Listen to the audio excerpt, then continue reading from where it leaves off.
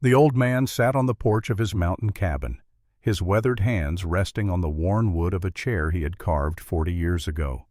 Elijah Hawthorne was 60 years old in the spring of 1898, his body bearing the marks of 6 decades lived hard and honestly.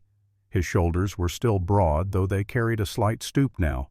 His hands, scarred and calloused from years of work, trembled slightly in the cool mountain air. Beside him stood Thomas Harper, 18 years old and lean as a whip, with his foster father's gray eyes and his foster mother's dark hair. The young man wore a new uniform, the blue wool still crisp and unworn. On his hip hung a Colt Peacemaker revolver, the walnut grip already shaped to his hand from weeks of practice. At his feet lay a canvas pack containing everything he would need for the journey ahead, the journey to war. Inside the cabin, Kate Hawthorne moved quietly, folding clothes and packing supplies with the careful efficiency of a woman who had learned long ago not to waste motion. At 38, she was still handsome, though pain had carved permanent lines around her eyes and mouth. Her back, hidden beneath layers of practical cotton, carried scars that would never fully fade. She moved with a slight limp, favoring her left side, where old injuries still ached in the cold mountain mornings. Elijah reached down beside his chair and lifted a Winchester Model 1873, the rifle's metal darkened with age and use, but still solid, still reliable. He had carried this weapon for 25 years. It had saved lives. It had taken them. The stock bore the small nicks and scratches of a quarter-century each, mark a memory, each dent a story. Thomas, the boy said quietly, his voice carrying the weight of what was to come. "You are preparing to go to war. That is your decision, and I respect it. But before you leave, there is a story you need to hear. About this rifle, about the woman inside that house, and about why I call you my son, though we share no blood." He laid the Winchester across his knees, his fingers tracing the familiar contours of wood and metal. "This is not just a gun," he continued. "This is a promise I broke once a long time ago, and a promise I swore I would never break again." Thomas sat down on the porch step, his young face serious. He had heard fragments of this story over the years, pieces scattered through a dozen conversations. But he sensed that today, on the eve of his departure, he would finally hear the whole truth. "What promise, Pa?" he asked. Elijah stood slowly, joints protesting, and walked to a small wooden box on the windowsill. The box was simple pine darkened by handling and age. He opened it with careful reverence and withdrew a length of yellow ribbon, faded, almost white, frayed at the edges from years of being carried, folded, touched, remembered. "The promise I made to a girl named Emma Whitmore," Elijah said softly. "The promise I broke, and the promise I finally kept 12 years too late for a different girl." The mountain wind picked up, carrying the scent of pine and distant snow. Thomas waited patient as he had been taught, understanding that some stories could not be rushed. March 1879. Elijah began. Chicago, Illinois. I was 41 years old, a United States Marshal with 12 years of service. I had a partner, William Morgan, good man, solid as they come. We had been working together for a decade, trusted each other with our lives. That month we got a tip about a human trafficking ring operating out of the Stockyards district. He paused, the ribbon moving slightly in his fingers. The warehouse was on the south side near the slaughterhouses. The smell alone could knock you down. Blood and offal and the waste of thousands of cattle. We went in quiet just before dawn. William took the front entrance. I went in through a window at the back.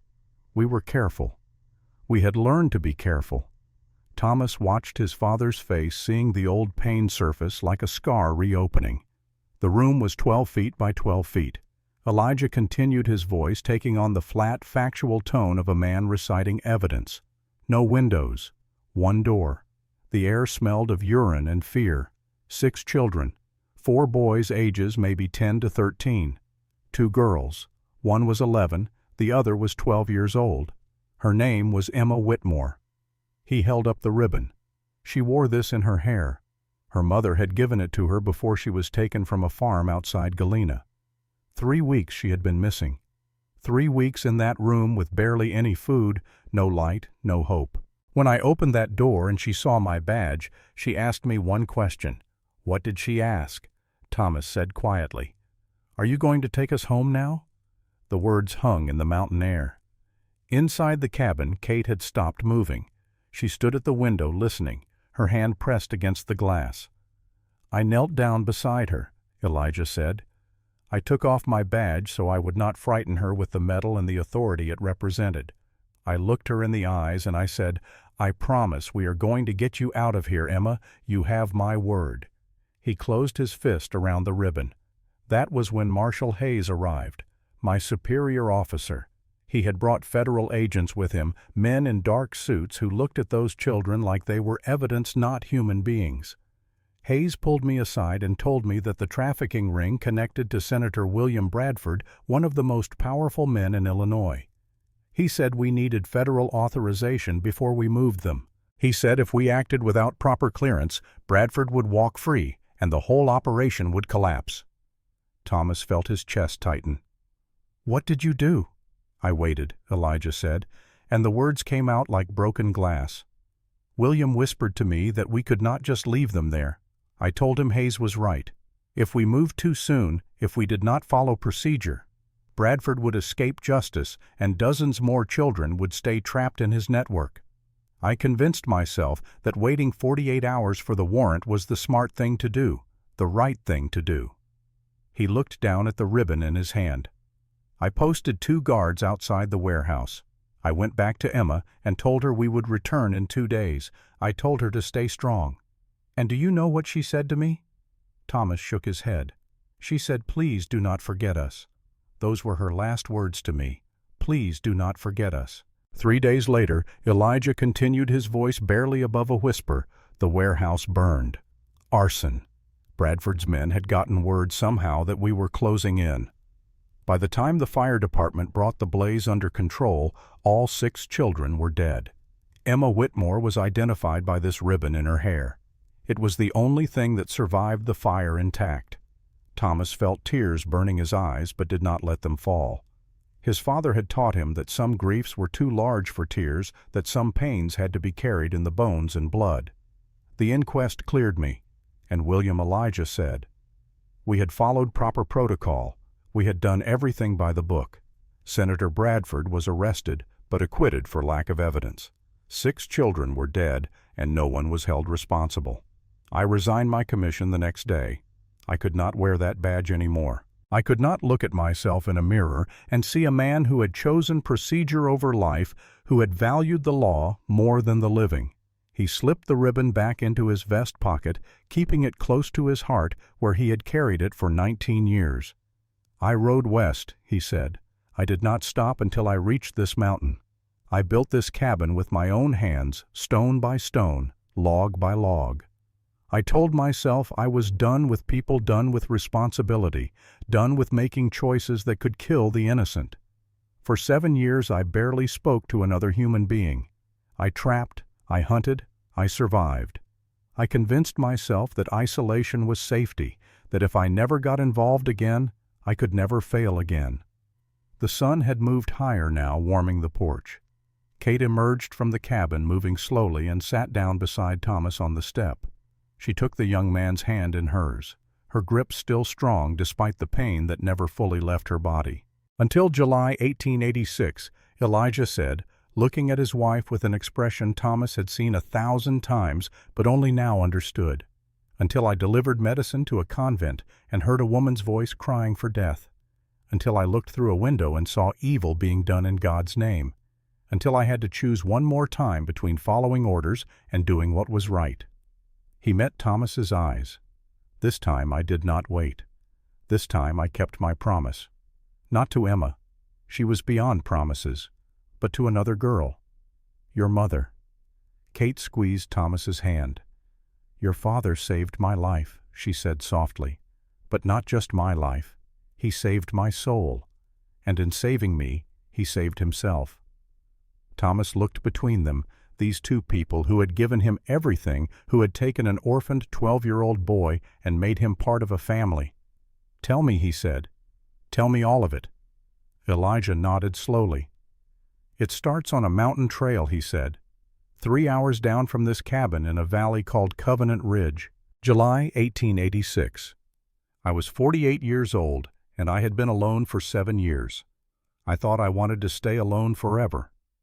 He picked up the Winchester again, his fingers finding the familiar holds worn smooth by decades of use. But God, or fate, or simple chance had other plans. The descent from Grayback Mountain took 3 hours on a good day longer if the weather turned.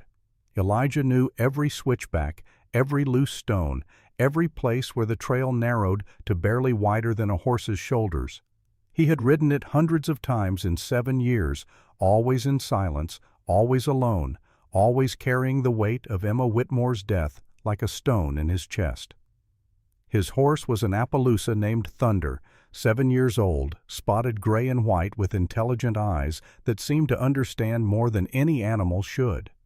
Elijah had bought him from a Ute trader 5 years earlier, and in that time the horse had become more than transportation.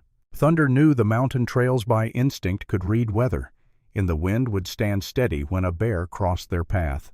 They understood each other in the way that men and horses sometimes do when words become unnecessary. The morning of July 12, 1886, began like any other. Elijah rose before dawn at 4:30, the altitude and isolation having trained his body to wake with the first hint of light. He dressed in the dark, pulling on wool pants and a leather shirt that smelled of wood smoke and pine resin. His boots were worn, but solid resoled twice by his own hands. A man alone in the mountains could not afford carelessness about his footwear. Outside, the world was silver and black under a sky dense with stars. At 10,400 feet, the air was thin enough to make newcomers gasp, but Elijah's lungs had adapted years ago. He breathed deep tasting pine and stone and the faint metallic edge of snow from the peaks above. He walked to the small corral behind the cabin where Thunder waited already awake and watching. The horse nickered softly as Elijah approached, a sound of recognition and greeting. "Morning, old friend," Elijah said quietly. "We are going down today. Need to deliver medicine to the convent." Thunder's ears swiveled forward, listening. Elijah had long since stopped questioning whether the horse actually understood him. Some truths did not need explanation. Inside the cabin, Elijah prepared his gear with the methodical care of a man who understood that carelessness in the mountains meant death. His Winchester Model 1873 hung above the door where he had cleaned and oiled it 3 nights before. He took it down now, checking the action one more time. The lever moved smooth as silk. 15 rounds in the tubular magazine. The rifle was 13 years old, manufactured the year Elijah had first pinned on a marshal's badge, and it had never failed him. He had killed his first elk with this gun, had stopped a charging black bear with it, had held it across his lap on 100 lonely nights, knowing it was the only thing standing between him and whatever moved in the darkness beyond his fire. The Winchester was more than a weapon. It was a companion, a tool, a guarantee of survival. His sidearm was the Colt Peacemaker he would someday give to Thomas, .45 caliber with walnut grips worn smooth by his hand. He checked the cylinder, now spinning it slowly. 6 rounds, brass bright and ready. A man who carried an empty chamber under the hammer was a man asking for trouble. Elijah had learned that lesson before he was 20, had watched a fellow lawman die because he tried to quick draw with an empty chamber and gained nothing but an extra second and a bullet in the chest. Satisfied, he packed his saddlebags with care. 2 canteens of water, precious at lower elevations where springs were rare. Strips of dried venison prepared last week and tough as leather but nourishing. And the most important cargo, a small leather pouch containing 20 glass vials of quinine, each one wrapped carefully in cloth to prevent breakage. The quinine had cost him 3 weeks of trapping and trading across the Mexican border, but it was worth it. Malaria had been creeping north from the lowlands, spreading along the river valleys where mosquitoes bred in stagnant water. The sisters at Sacred Heart Convent had sent word through a traveling priest that they were running low on treatment. Their supplies came from Denver, but the wagons only made it through twice a year, and summer was the worst time for fever. Elijah charged them $8 per vial, half what a Denver apothecary would demand. Money meant little to him up here where he had no use for it. Knowing he could help someone, that his isolation did not have to mean complete disconnection from the world below, that meant more. By the time he was ready, the sun had begun to edge over the eastern peaks, painting the sky in shades of copper and rose. Elijah swung into the saddle, feeling Thunder's strength beneath him, and started down the mountain without needing to give any command. The horse knew the trail as well as he did. The first mile wound through stands of lodgepole pine and blue spruce, the trail wide enough for easy passage. Elijah let Thunder pick his own pace, trusting the animal's instincts about footing and balance. Around them the forest woke slowly. A Clark's nutcracker called from high in a dead tree, its harsh voice echoing across the slopes. A mule deer doe watched them pass, her large ears swiveling to track their movement before she bounded away into the brush with her fawn following close behind. As they dropped in elevation, the air grew warmer and thicker. The sharp bite of high-altitude pine gave way to the dustier scent of sage and juniper. Elijah's mind, as it often did on these long rides, drifted backward through time and memory. He thought of Chicago, the noise and smoke and press of humanity, the way the city had surrounded him from all sides with people who wanted things, needed things, demanded things. He had been a different man there. Marshal Elijah Hawthorne, they had called him a name spoken with respect in some quarters, with fear in others. That man felt like a stranger now, someone Elijah had known once but could barely recognize anymore. The memory came anyway, rising up from the dark place where he kept it locked during the day. The warehouse, the smell, the 6 children huddled in that lightless room. Emma's blue eyes looking up at him with hope he had failed to justify, the yellow ribbon in her hair bright against the dirt and fear. He had made her a promise. He had broken it. And she had died knowing he had lied. Thunder's pace slowed as they reached a narrow section where the trail ran along a cliff edge, a 100-foot drop to jagged rocks below. Elijah leaned back in the saddle, helping the horse balance. His mind pulled back to the present by the immediate demands of survival. This was not the time for memory. This was the time for attention and care. They passed the dangerous section without incident and emerged onto a wider path that switchbacked down through an aspen grove. The trees were green now in midsummer, but in a few weeks they would turn gold, transforming the mountainside into a river of light. Elijah had seen it 6 times now, each autumn more beautiful than the last. Each season a reminder that the world continued whether he participated in it or not. Covenant Ridge came into view as they rounded the final bend. It was a small town, maybe 200 souls clustered around a crossroads where the freight road met the river trail. Elijah could see the church steeple from here, white against the blue sky. And beside it, set back in a grove of cottonwood trees, stood Sacred Heart Convent. The building was modest by the standards of Eastern churches, but substantial for a frontier town. Stone and timber construction with a small chapel attached, it housed 15 nuns who had come west to minister to the poor and the sick. Elijah knew little about them beyond their regular orders for medicine. He preferred it that way. Questions led to conversations. Conversations led to connections. Connections led to responsibility. He rode past the town proper, avoiding the main street where people might want to talk. His reputation preceded him now. The hermit from the mountain, the man who wanted to be left alone. Most folks had learned to respect that, or at least to leave him in peace. A few still tried to engage him in small talk, but Elijah had perfected the art of the non-committal grunt, the nod that acknowledged without encouraging the quick departure that closed off further interaction. At the convent, he dismounted in the side yard, away from the main entrance where visitors would normally approach. A young novice, barely 20, came to take Thunder's reins. Elijah nodded his thanks, but said nothing. Words were currency he spent sparingly. He walked to the back door and knocked twice the agreed-upon signal. Mother Prioress Margaret answered. She was 64 years old, small, and bent with decades of hard work and harder choices. Her face was lined like a map of suffering, each wrinkle a journey, each crease a story she would never tell. When she saw Elijah, something flickered in her eyes. Not quite relief, not quite fear. Something between something that made the hair on the back of his neck rise with wordless warning. "Mr. Hawthorne," she said, her voice soft, barely above a whisper. "Thank you for coming."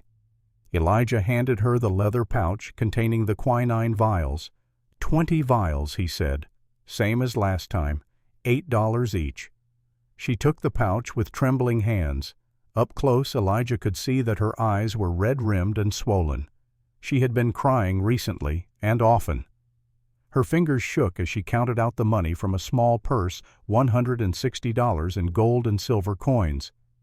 "Are you all right?" Sister Elijah asked, breaking his usual silence because something about her fear demanded acknowledgement. "I am fine," she said too quickly, the lie transparent and desperate. "It is nothing, just the fatigue of age. Thank you for the medicine. God bless you for your kindness." She started to close the door, but Elijah's hand caught it.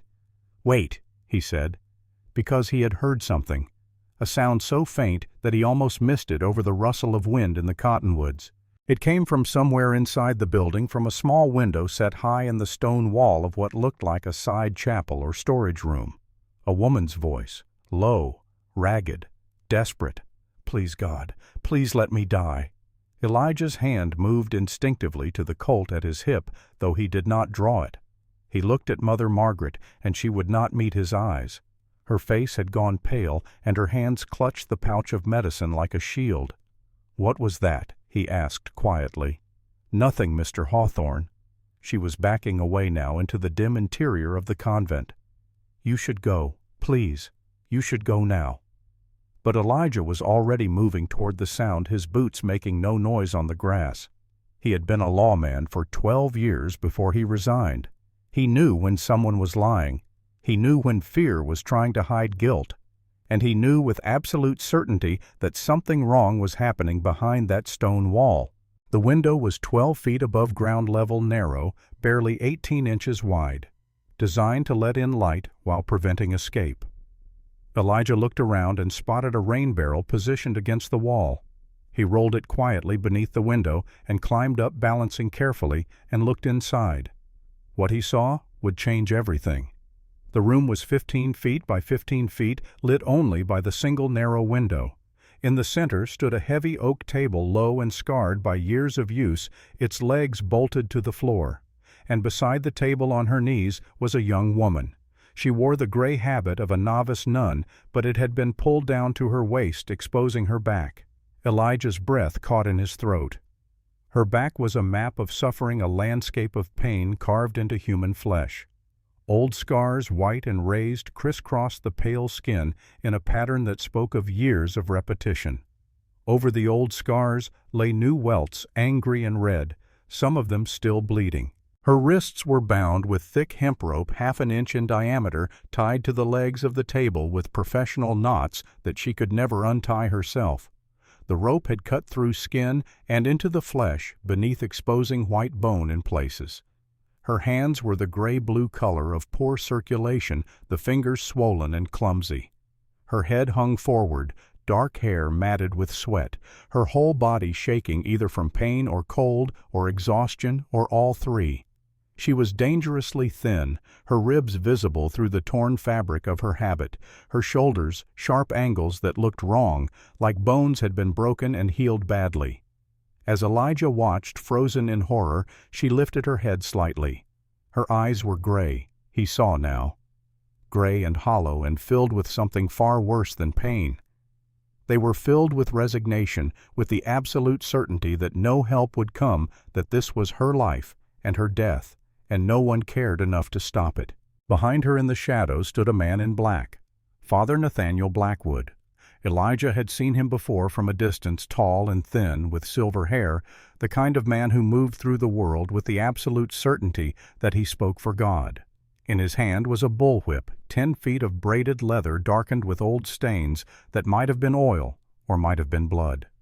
"You must learn," Father Nathaniel said, his voice devoid of emotion, clinical and cold as a surgeon's blade, "that doubt is sin and sin must be purged. This is for your soul, Sister Catherine.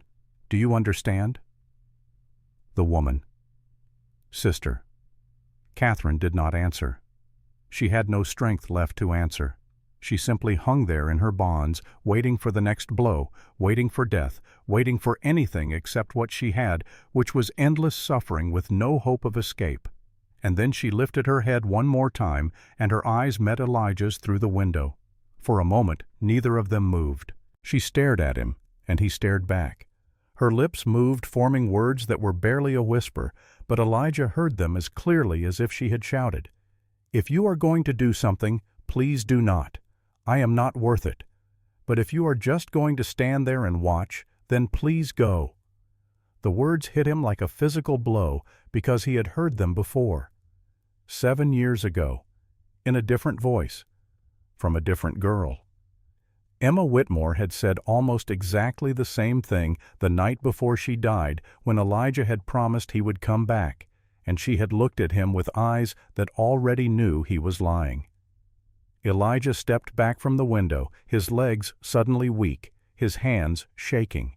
He turned and nearly fell off the rain barrel, caught himself stumbled away from the building.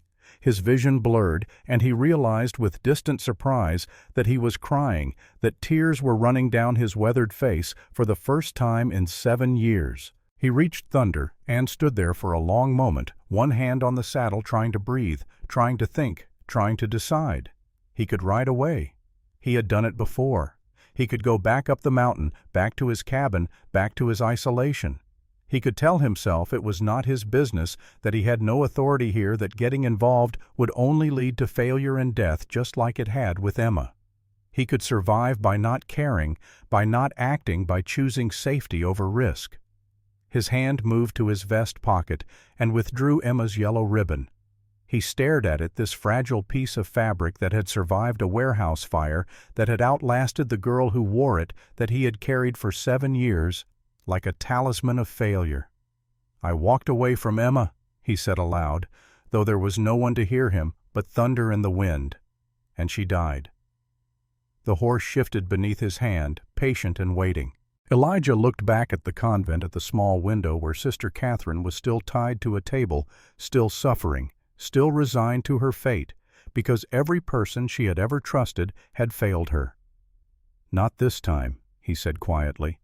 He mounted Thunder in one smooth motion and turned the horse not toward the mountain, but toward the center of Covenant Ridge, toward the sheriff's office, toward action and risk and the possibility of failure, but also toward the possibility of keeping a promise he should have kept 7 years ago. Behind him, through the narrow window, Sister Catherine Sullivan watched the mountain man ride away. She closed her eyes and whispered a prayer to a God she was no longer sure was listening, and in her prayer for the first time in 8 years was a single word she had thought she would never feel again: hope. The town of Covenant Ridge had one sheriff, one jail, and one saloon that served as the unofficial center of civic life. Elijah rode straight past all three, heading instead for the small building at the north end of the main street, where a wooden sign hung above the door: Sheriff William Morgan. He tied Thunder to the hitching post and pushed through the door without knocking. The office was small and spare furnished, with a desk, 2 chairs, and a gun rack holding 3 Winchester rifles. Maps of the Colorado Territory covered one wall. Wanted posters covered another.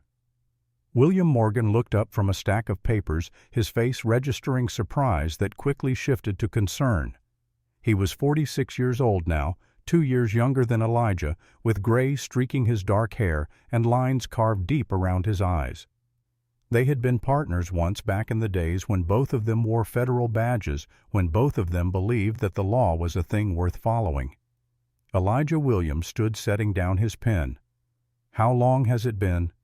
3 years longer, Elijah said flatly. "I need to report a crime."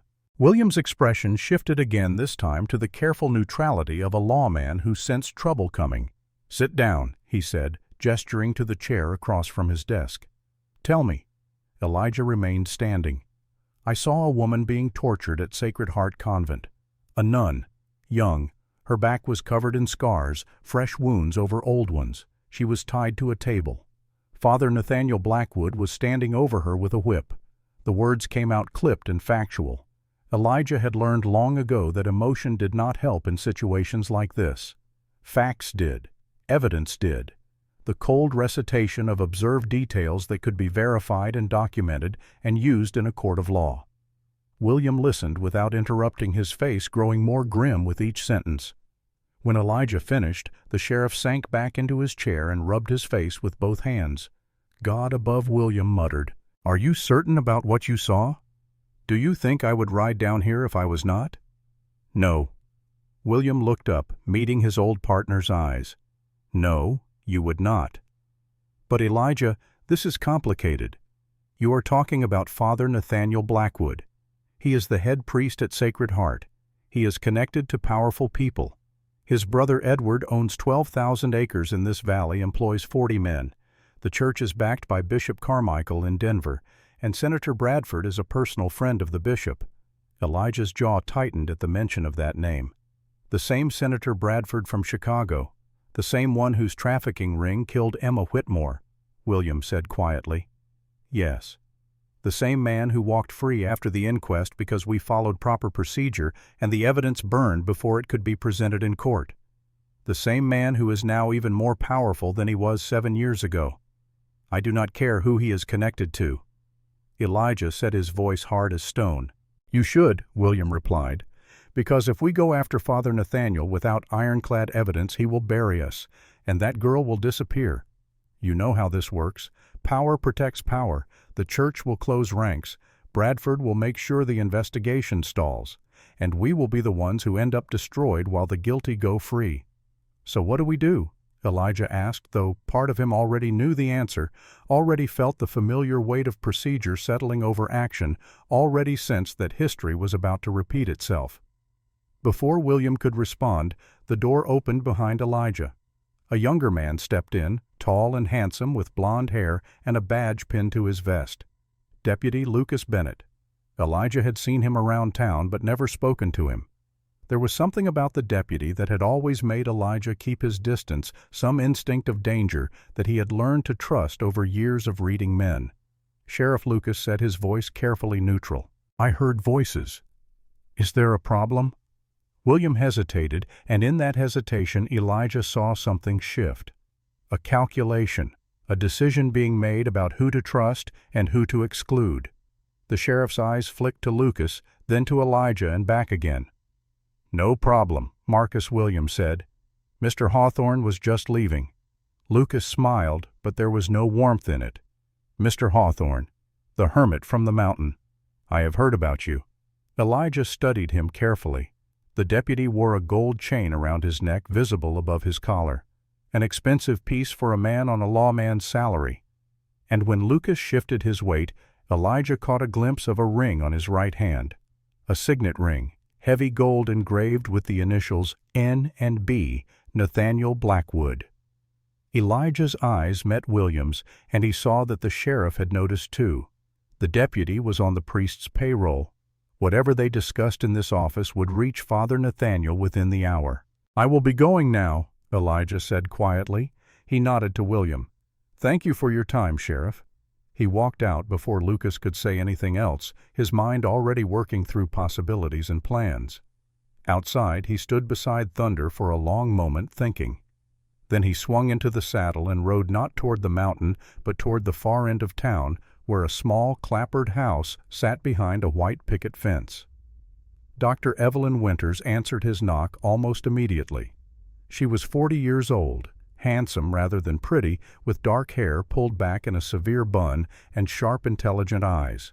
She had been one of the first female physicians in Colorado Territory, and she had fought for every inch of respect she now commanded. Her office smelled of carbolic acid and dried herbs, the scent of medicine and healing.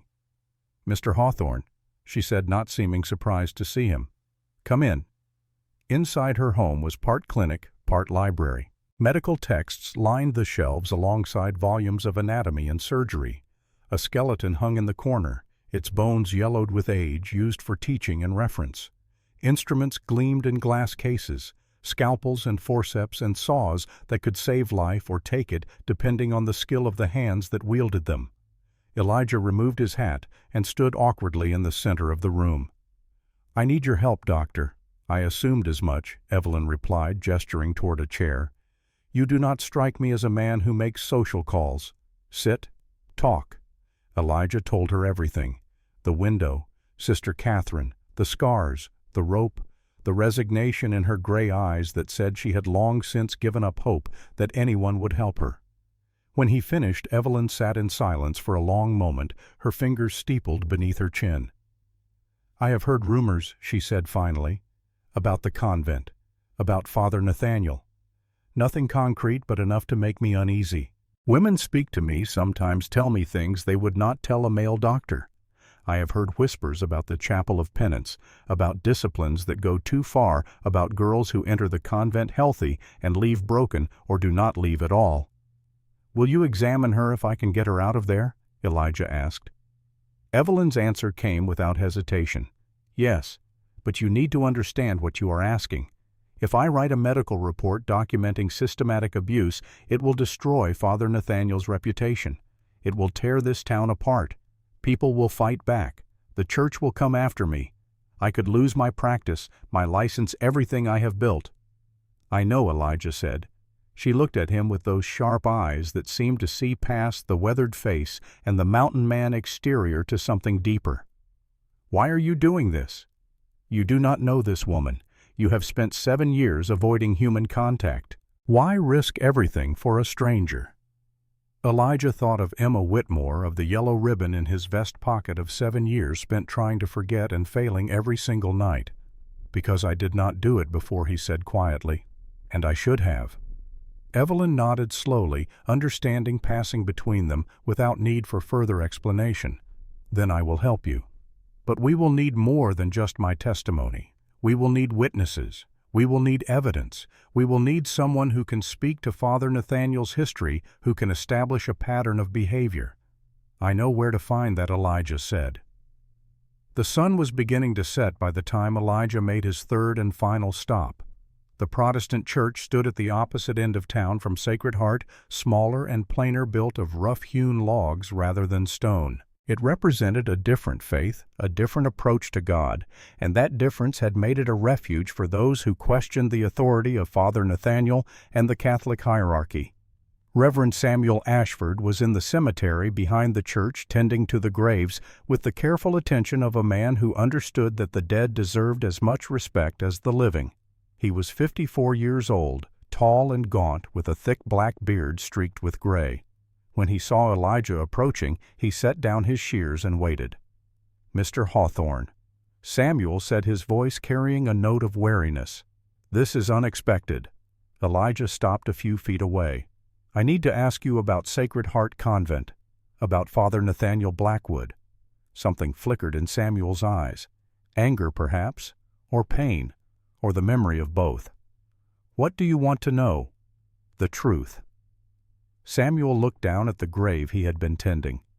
The headstone read, "Sister Mary Thompson, 1863 to 1883. Died at 20 years old.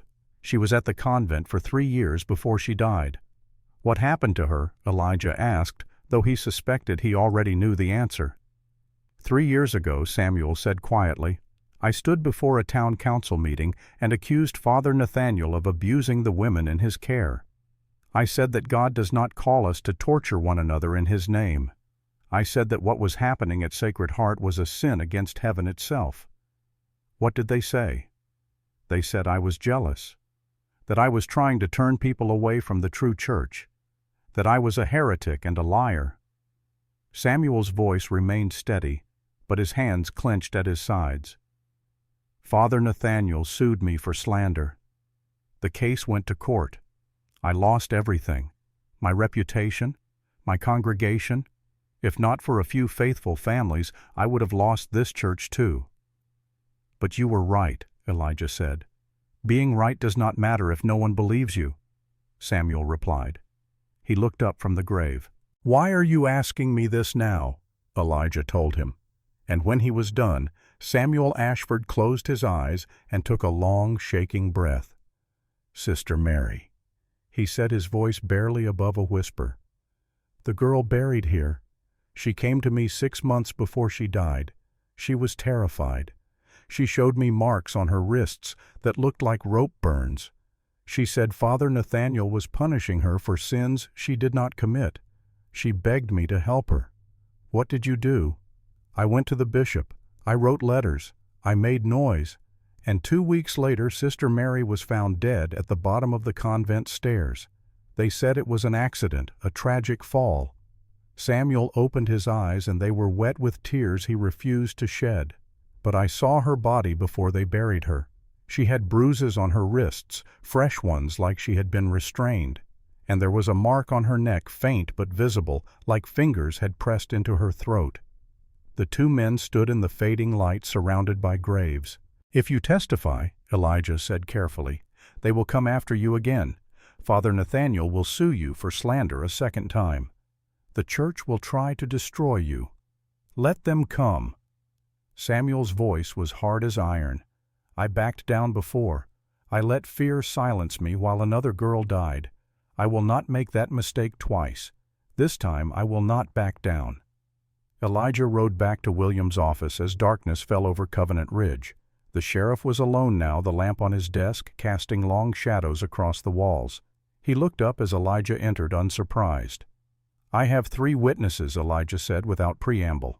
Dr. Winters will examine Sister Catherine and write a medical report that will stand up in any court. Reverend Ashford will testify about Sister Mary Thompson and the pattern of abuse, and I will testify about what I saw today. William leaned back in his chair, studying his old partner. It is still not enough, Elijah. We need a warrant to search the convent, and for that we need a judge to sign off. Judge Harrison here in town will never do it. He and Father Nathaniel play cards every Thursday, have done for years. The judge owes the church money, favors loyalty. Then we go to another judge, Elijah said. The nearest one willing to cross Father Nathaniel is Judge Elizabeth Morgan in Boulder. She is independent, honest, not afraid of the church or Edward Blackwood. But Boulder is 50 miles from here, and it is already dark. We would have to ride through the night on mountain trails that are dangerous even in daylight. Elijah met his old partner's eyes. Then we ride through the night. For a long moment William did not move. Then he stood, reached for his coat, and pulled his own Winchester from the rack on the wall. Reverend Ashford has a wagon. We will need him to come with us. 3 men carry more weight than 2, and if we are going to do this, we do it right. No half measures. No waiting. No waiting. Elijah agreed, and something passed between them, an understanding that went back 12 years to when they had been partners before Chicago, before Emma, before they had learned that following orders could mean letting innocents die. They rode out of Covenant Ridge an hour later, just the 3 of them. Elijah on Thunder, William on his own gelding, a bay mare named Duchess, who had carried him through 5 years of sheriffing. Samuel driving a small wagon pulled by a pair of draft horses, steady animals bred for endurance rather than speed. The night was cold and clear, the stars so bright they seemed close enough to touch. At this altitude, even in summer, the temperature dropped sharply after sunset. Their breath steamed in the moonlight. The horses moved carefully, finding their footing on a trail that climbed steadily into the high country, following switchbacks up the slopes toward Arapahoe Pass. No one spoke much during the first hour. They saved their breath for the road and the altitude. The trail was wide enough for single-file William in the lead setting the pace, Elijah behind him, Samuel's wagon bringing up the rear. The only sounds were hoofbeats, the creak of leather, the jingle of harness, and the distant calls of night birds. At the 2-hour mark, they stopped to rest the horses at a creek crossing. The animals drank deeply while the men stretched cramped muscles and checked their weapons. Elijah walked Thunder in a slow circle, letting the horse cool down gradually, watching the trail behind them for any sign of pursuit. "Do you think Lucas will warn Father Nathaniel?" Samuel asked quietly. "Already has," William replied. He left the office 20 minutes after Elijah did this afternoon. Rode straight to the convent. Father Nathaniel knows we are coming. The question is what he will do about it. "What can he do?" Samuel asked. "We have a judge's warrant. The law is on our side." William and Elijah exchanged glances. "The law is a piece of paper," William said. "Power is what matters. Father Nathaniel has power. His brother has power. Senator Bradford has power. They will not let a warrant stop them if they decide Sister Catherine is a threat." "Then we ride faster," Elijah said, swinging back into the saddle. They pushed on through the night, climbing higher into country where trees gave way to bare rock and alpine meadows. The trail narrowed, forcing them to slow down to pick each step carefully. One wrong move here could send a horse tumbling down a slope that would not stop for 500 feet. The wagon had to be handled with particular care, Samuel guiding it through sections where the wheels came within inches of the edge.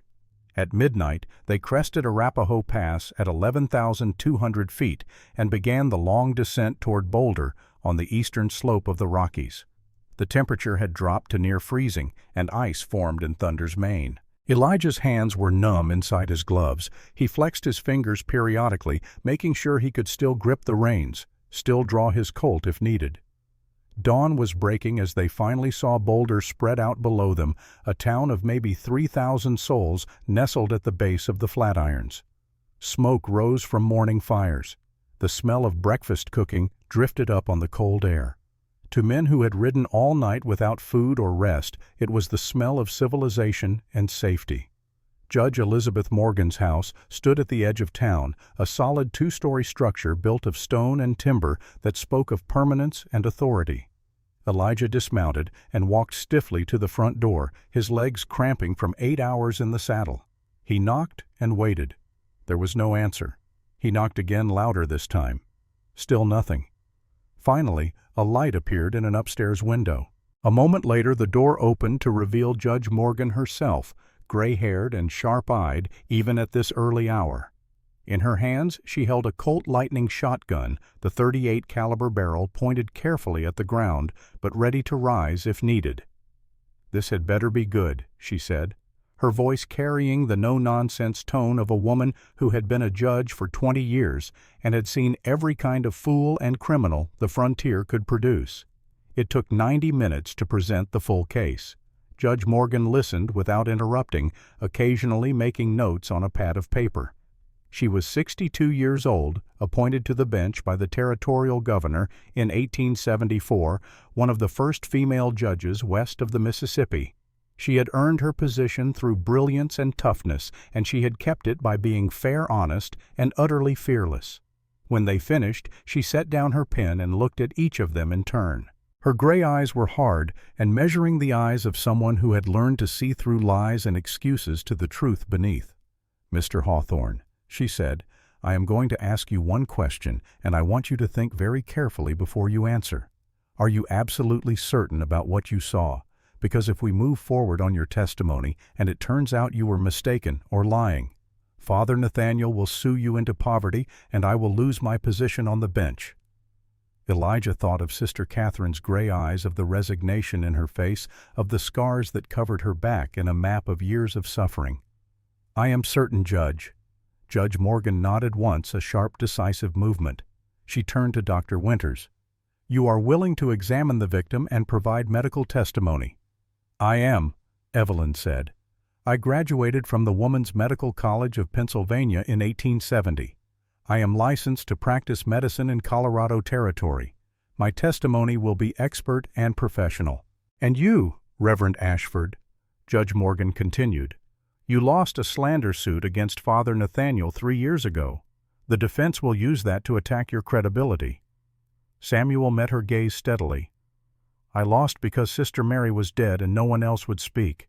This time the victim is alive. This time I have allies.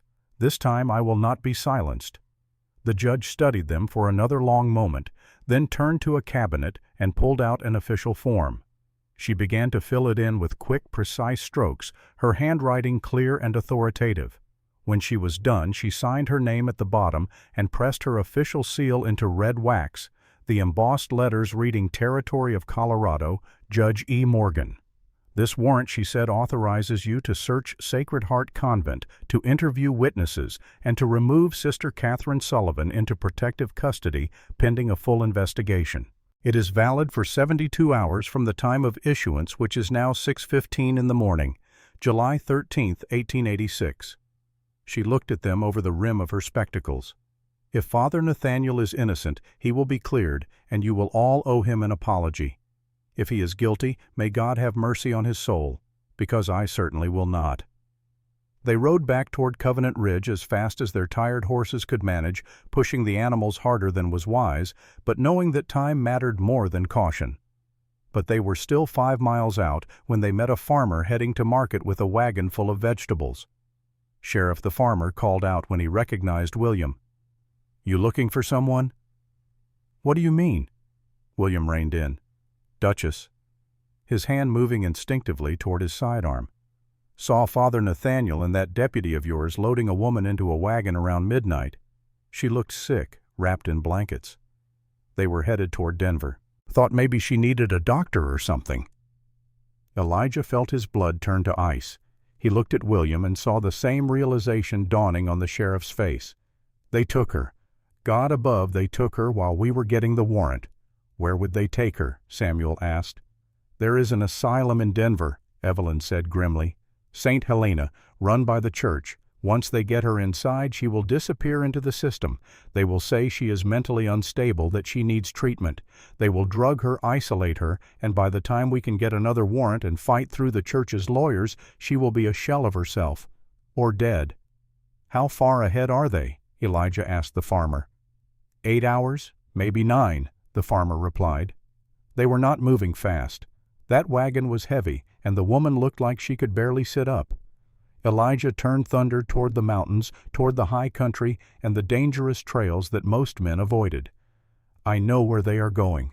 There is only one road to Denver from here, but there is a shortcut. Eagle's Pass." William's eyes widened. "Elijah, no. That trail is barely wide enough for a horse. One slip and you fall 900 feet. Even in daylight it is suicide. In your condition after riding all night, it is beyond foolish."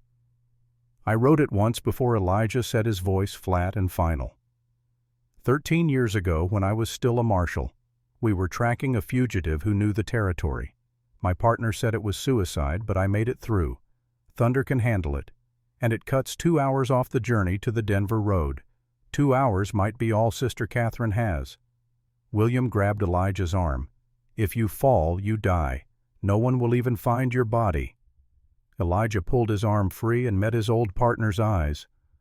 "Then I better not fall." He spurred Thunder into a gallop and disappeared into the trees, leaving William and the others staring after him. The trail to Eagle's Pass was everything William had warned and worse. It climbed steeply through thick forest where branches whipped at Elijah's face and low limbs threatened to sweep him from the saddle. Thunder's hooves slipped on loose pine needles and hidden rocks.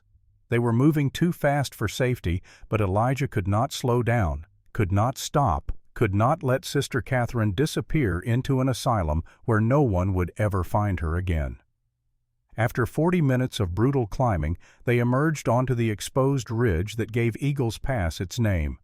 The trail here was barely 3 feet wide in places, narrowing to 18 inches at its worst. On one side was the mountain granite, rising another 1,000 feet toward the peaks. On the other side was nothing, just a sheer drop of 900 feet to a boulder field that would leave nothing recognizable of horse or rider.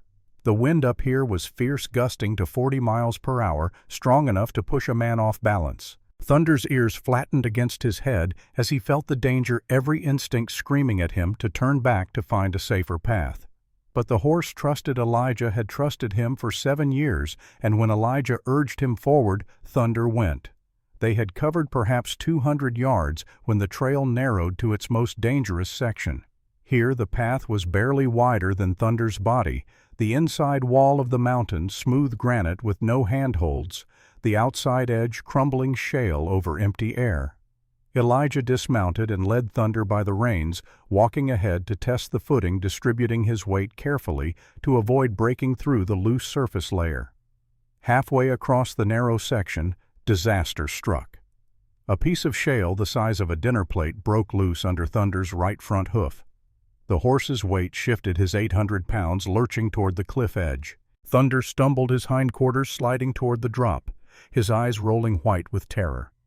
Elijah dropped to his knees and grabbed the bridle with both hands, digging his heels into the trail and leaning back with all his strength. Thunder steady. His voice was calm, despite the adrenaline screaming through his veins. "Steady, old friend." The horse's weight was pulling them both toward the edge. Elijah could feel his boots losing purchase on the loose rock, could see the valley 900 feet below, could imagine the fall that would kill them both in seconds. He slammed the buttstock of his Winchester into a crack in the granite wall, using the rifle as an anchor point, and pulled on the bridle with desperate strength. Thunder scrambled his hooves, finding purchase on solid rock beneath the shale layer.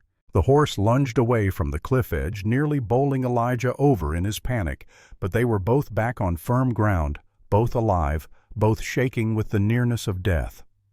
Elijah stood for a moment, his hand on Thunder's neck, feeling the horse's heart hammering beneath the hide. If I die here, he thought, Kate dies in that asylum. Not acceptable.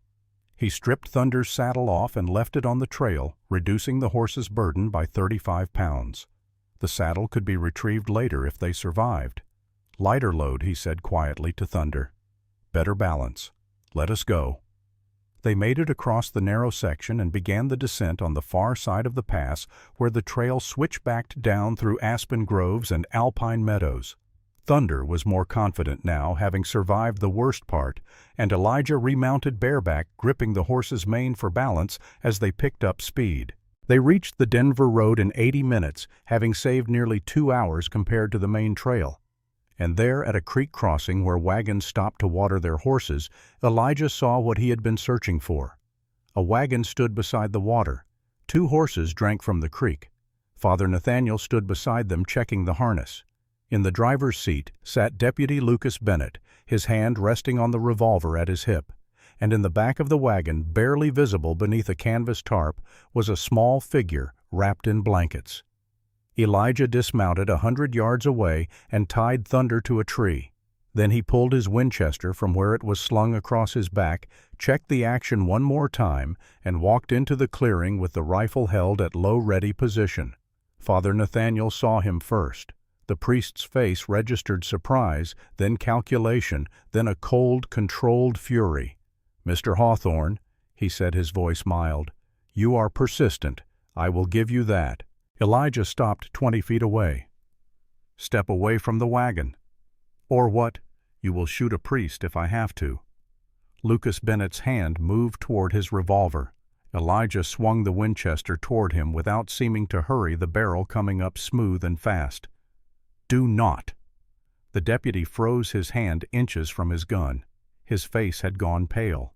He had seen the way Elijah moved, had recognized the economy of motion that came from years of experience, and he understood that drawing would be suicide. From the back of the wagon came a sound, a whimper, then a weak voice barely audible. "You came back." Sister Catherine pulled herself upright, her hands still bound with rope, her face pale as death. Beside her sat another figure in gray, a young novice Elijah recognized from the convent. Sister Rebecca Hayes, barely 20 years old, her face streaked with tears. Throughout the journey from Sacred Heart to this creek, Rebecca had sat silent, her hands folded in the posture of obedience she had been taught since childhood. She had watched Father Nathaniel tie Catherine's wrists. She had heard Catherine's quiet sobs of pain. She had done nothing, said nothing, been nothing but another tool of the man who claimed to speak for God. But something had changed in the hours since they left the convent. Perhaps it was seeing Catherine's resignation, the way she had stopped fighting, stopped hoping, stopped believing that anyone would help her. Perhaps it was remembering Sister Mary, who had died 3 years ago in what everyone called an accident. Perhaps it was simply that Rebecca had reached the limit of what her conscience could bear. Sister Rebecca. Father Nathaniel said sharply, sensing danger, "Sit down." But Rebecca was already moving. Her hands, which had been folded in prayer, reached for the rope binding Catherine's wrists. Her fingers trembled but did not stop. She worked at the knots with desperate determination. "Sister Rebecca, I command you to stop." Rebecca's voice was small but clear. "No, Father, I will not." The words hung in the morning air like a pronouncement of revolution. Catherine stared at her with wonder. "Rebecca, they will punish you for this." "Let them," Rebecca said, and tears fell faster now. "I should have done this years ago." when I first saw what he was doing to you, when Sister Mary died, when Sister Claire disappeared. I told myself it was not my place, that I was too young, too scared. But I was wrong. I have been wrong for so long." The rope came free, and Catherine's hands dropped to her lap, marked with deep grooves where the hemp had cut into flesh for hours. Rebecca helped her stand, supporting her weight when Catherine's legs threatened to give out. Father Nathaniel lunged forward, reaching for them, but Elijah moved faster. The Winchester's barrel swung toward the priest. "Stay where you are." In the distance, the sound of hoofbeats. William and Samuel rode into the clearing, and behind them came Dr. Winters in her medical buggy. They had pushed their exhausted horses to the limit to catch up. William dismounted with his own rifle ready. "Father Nathaniel Blackwood, Deputy Lucas Bennett, you are both under arrest for kidnapping and obstruction of justice." For a moment, no one moved. Then Lucas Bennett made his choice. His hand closed around the grip of his revolver, a Colt Army .45 similar to Elijah's Peacemaker. The barrel began to rise, aiming at Elijah's chest. Elijah's finger found the trigger of his Winchester. Time seemed to slow, as it always did in moments like this, the world narrowing to breath and sight and the decision that would determine who lived and who died. He saw Lucas's gun clearing the holster. He saw the deputy's finger tightening on the trigger, and he fired. The Winchester's report was deafening in the morning quiet. The shot was deliberate and precise, aimed not to kill, but to disable. The bullet struck Lucas's right shoulder, shattering the ball joint and spinning the deputy around. His revolver flew from his hand and landed in the creek. Lucas clutched his shoulder blood seeping between his fingers and fell to his knees with his face white with shock. Father Nathaniel tried one more time to reach the wagon to reclaim control of Sister Catherine and Sister Rebecca, but William grabbed the priest by the arm and spun him around, slamming him face first against the wagon's side. "Do not move." Samuel rushed to Catherine and caught her as her legs finally gave out completely. Dr. Winters was already there with her medical bag, checking Catherine's pulse, her breathing, her eyes. The doctor's face grew grimmer with each discovery.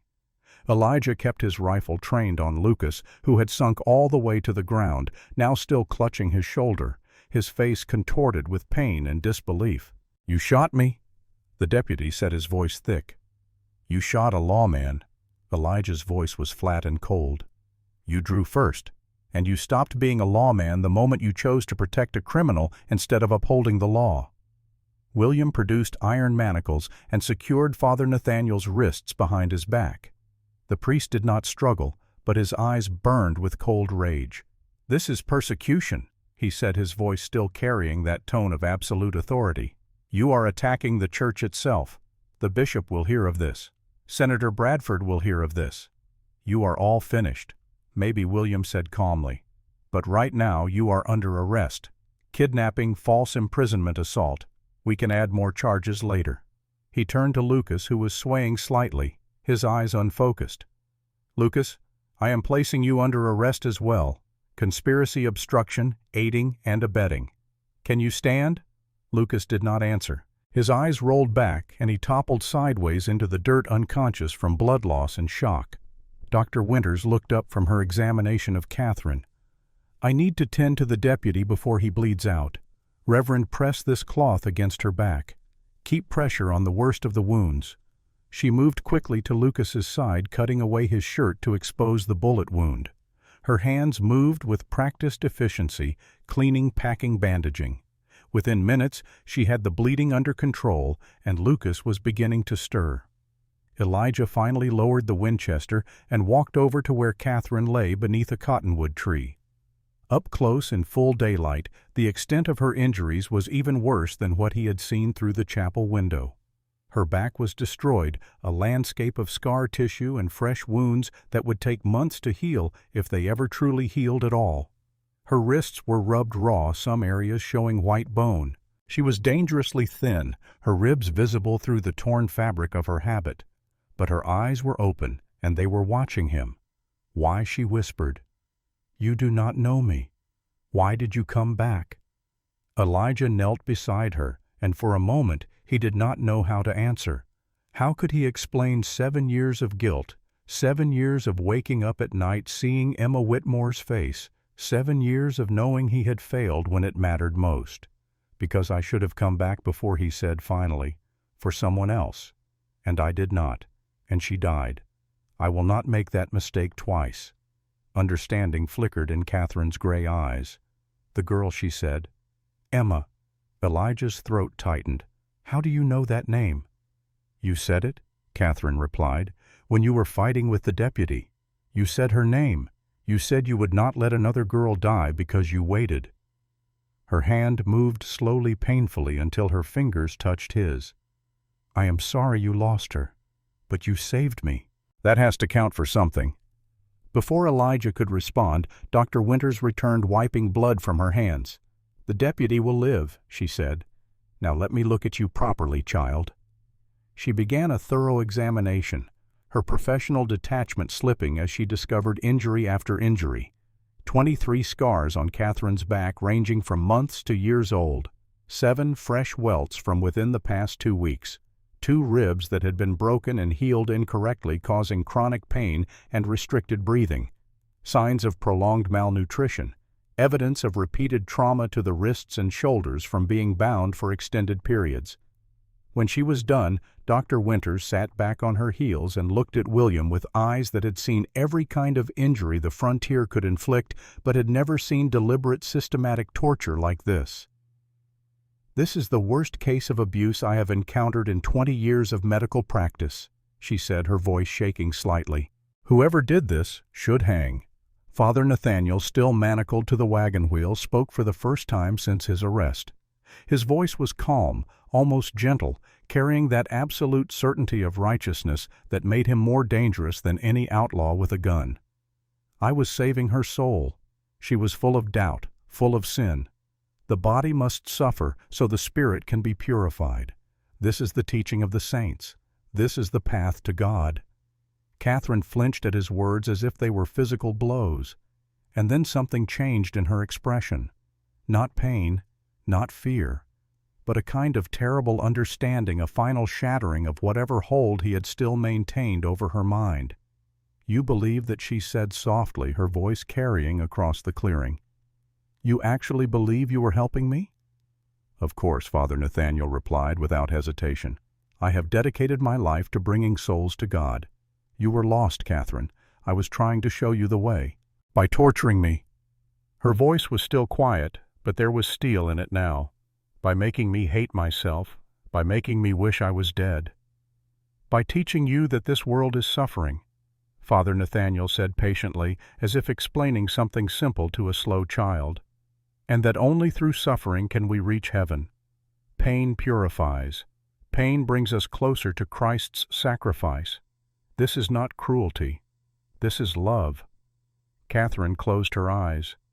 When she opened them again, tears were streaming down her face, but her voice remained steady.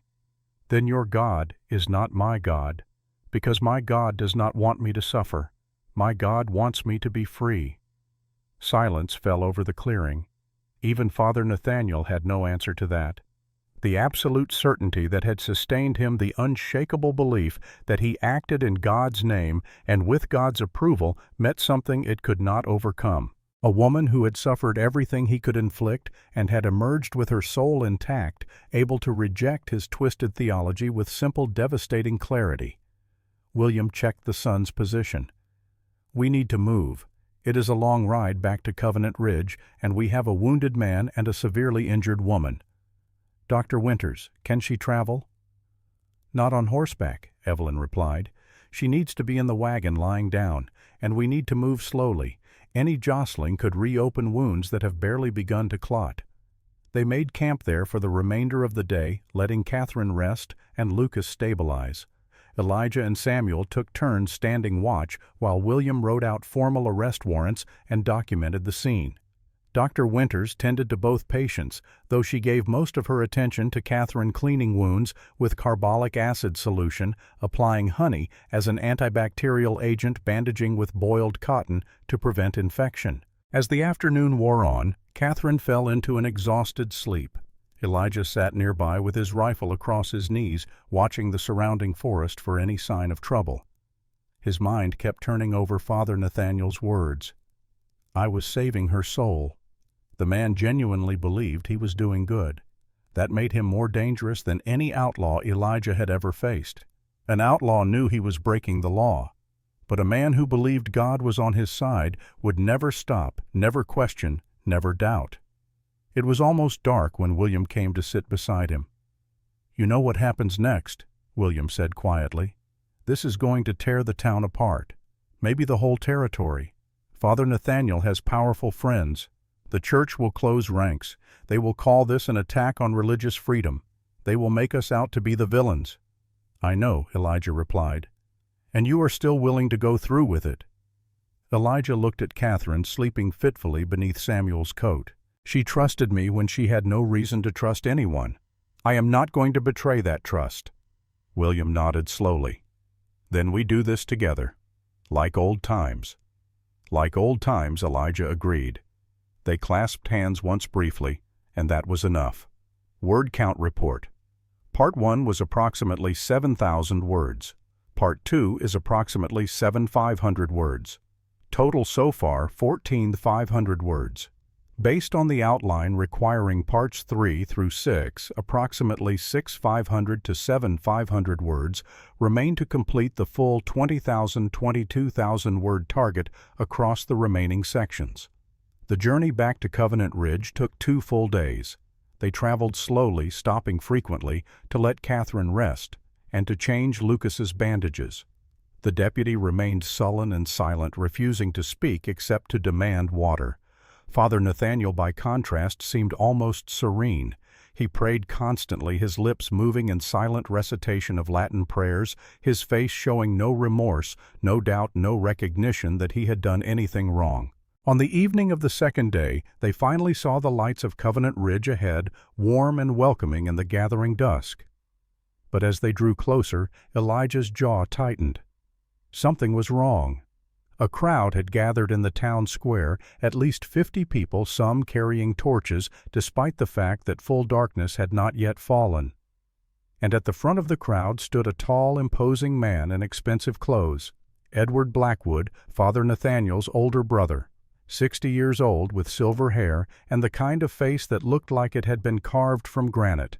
He had made his fortune in land and cattle, and he wielded power in this valley the way some men wielded a knife, with precision and without mercy. William reined in his horse, raising his hand to stop the wagon. This could get ugly, he said quietly. Elijah checked his Winchester. Still had 13 rounds left after the shooting at the creek. He loosened the Colt in its holster, making sure it would draw smoothly if needed. Behind them, Samuel moved the buggy with Catherine behind the armed men, putting her body between potential danger and the protection of those who had risked everything to save her. Edward Blackwood stepped forward as they approached, his eyes scanning the group with cold calculation. Sheriff Morgan, he said, his voice carrying easily in the quiet evening. I understand you have arrested my brother. That is correct, Mr. Blackwood. William replied, his voice steady.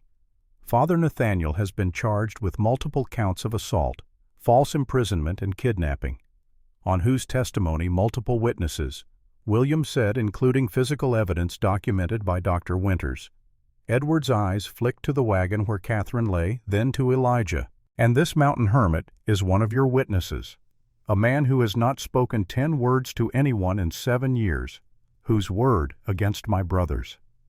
My word stands, Elijah said quietly.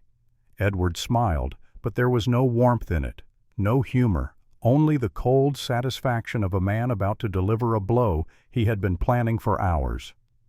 Your word, the word of a disgraced former marshal who ran away from Chicago after children died on his watch. Yes, Mr. Hawthorne, I know who you are. Did you think your past would stay buried forever? I had you investigated the moment you started causing trouble. Emma Whitmore. 6 children burned to death in a warehouse because you followed orders instead of acting. That is who vouches for my brother's guilt. A coward and a failure. The words hit like punches. Elijah felt every eye in the crowd turn toward him, felt their judgment, felt the old shame rising up like bile in his throat. The crowd began to murmur hostile now, seeing him not as a rescuer, but as the man Edward had painted a failure trying to redeem himself by destroying an innocent priest.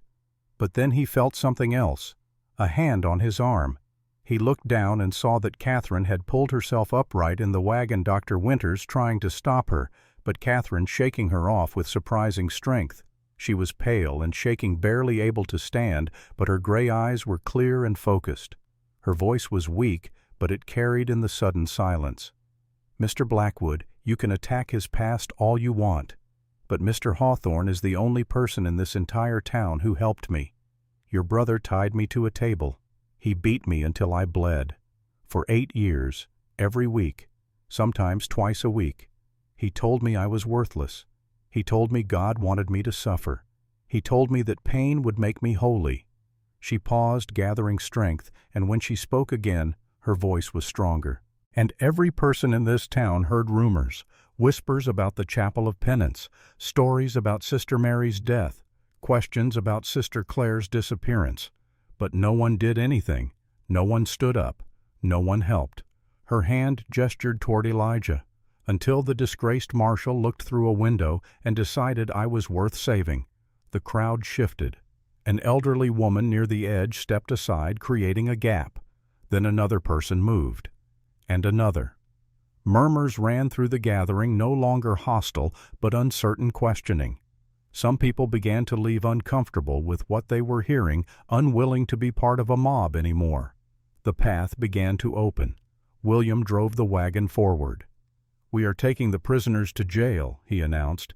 "Anyone who interferes will be arrested for obstruction of justice. This is not a mob. This is a lawful proceeding. Now clear the way."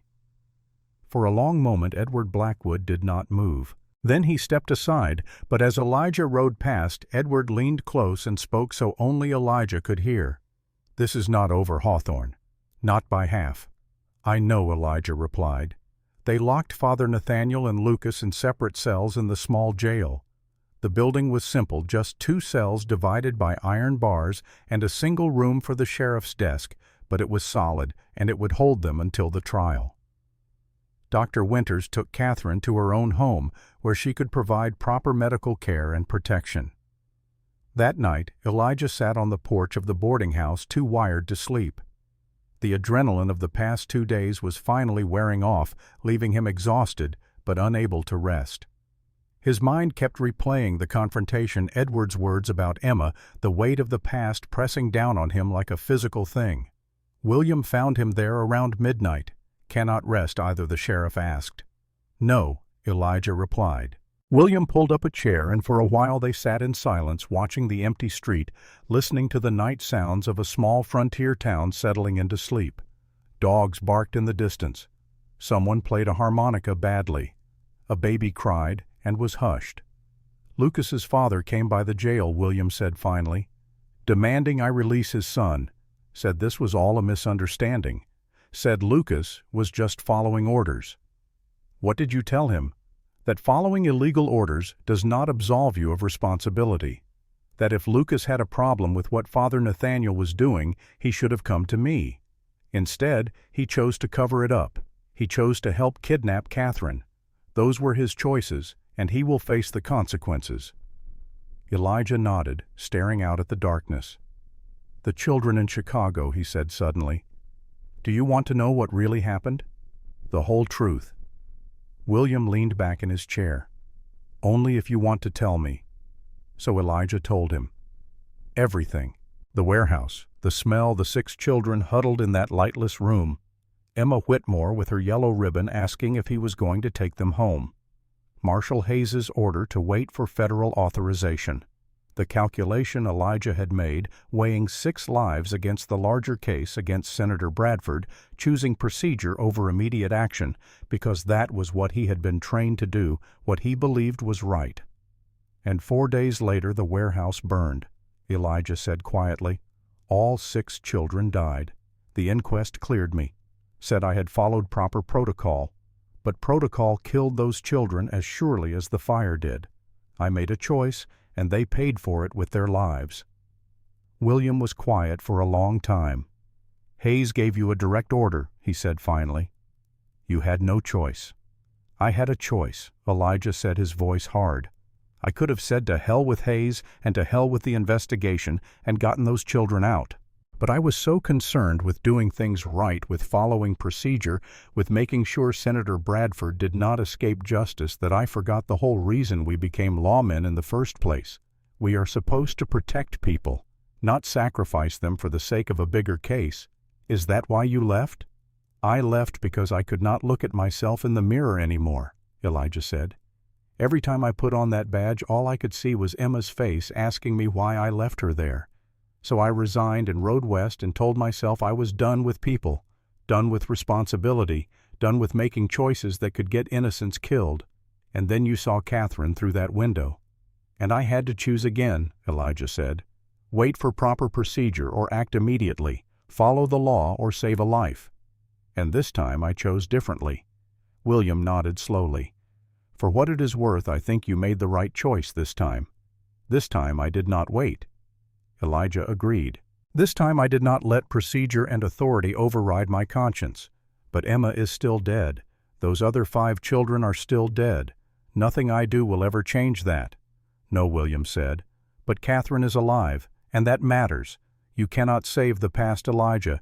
You can only try to do better in the present. They sat together until the stars began to fade with approaching dawn. 2 old partners who had learned hard lessons about justice and law and the difference between following orders and doing what was right. The next morning word came from Judge Morgan. The trial would be held in 1 week, giving both sides time to prepare their cases. In the meantime, Father Nathaniel and Lucas would remain in custody without bail, the judge having determined that both posed a flight risk and a danger to witnesses. Elijah spent the intervening days helping William gather evidence and interview witnesses. It was delicate work. Many people in Covenant Ridge remained loyal to the Catholic Church and, by extension, to Father Nathaniel. They saw the arrest as an attack on their faith rather than the prosecution of a criminal. They whispered that Catherine must have been troubled, unstable, that she had brought this on herself somehow. But others came forward quietly, nervously, with stories they had been too afraid to tell before. Sarah Mitchell, the schoolteacher who had worked at the convent for 2 years, provided a detailed account of a night in November 1885 when she had witnessed Father Nathaniel beating Catherine in the chapel of penance. She had kept silent out of fear of losing her position, fear of being labeled a troublemaker, fear of the Church's power in the community. But now, with Catherine safe and Father Nathaniel in custody, she found her courage. I know what I saw, Sarah testified in William's office, her voice shaking but clear. Sister Catherine was tied to a table. Father Nathaniel was striking her with a whip. There was blood on the floor. She was screaming, begging him to stop, and he just kept hitting her, kept saying she needed to learn discipline, needed to purge her sins. I ran away. God forgive me, I ran away and did nothing. The most damning testimony came from Mother Prioress Margaret. After much hesitation and many tears, she admitted that she had known about Father Nathaniel's methods for 8 years. She had witnessed him disciplining 3 different young nuns. She had told herself it was not her place to interfere, that Father Nathaniel was acting under the authority of the Church, that her duty was to protect the institution rather than the individuals within it. She broke down weeping in William's office, her old body shaking with sobs that seemed to come from somewhere deep and wounded. I am a coward, she said through her tears. I stood outside that room and listened to Catherine cry, and I did nothing.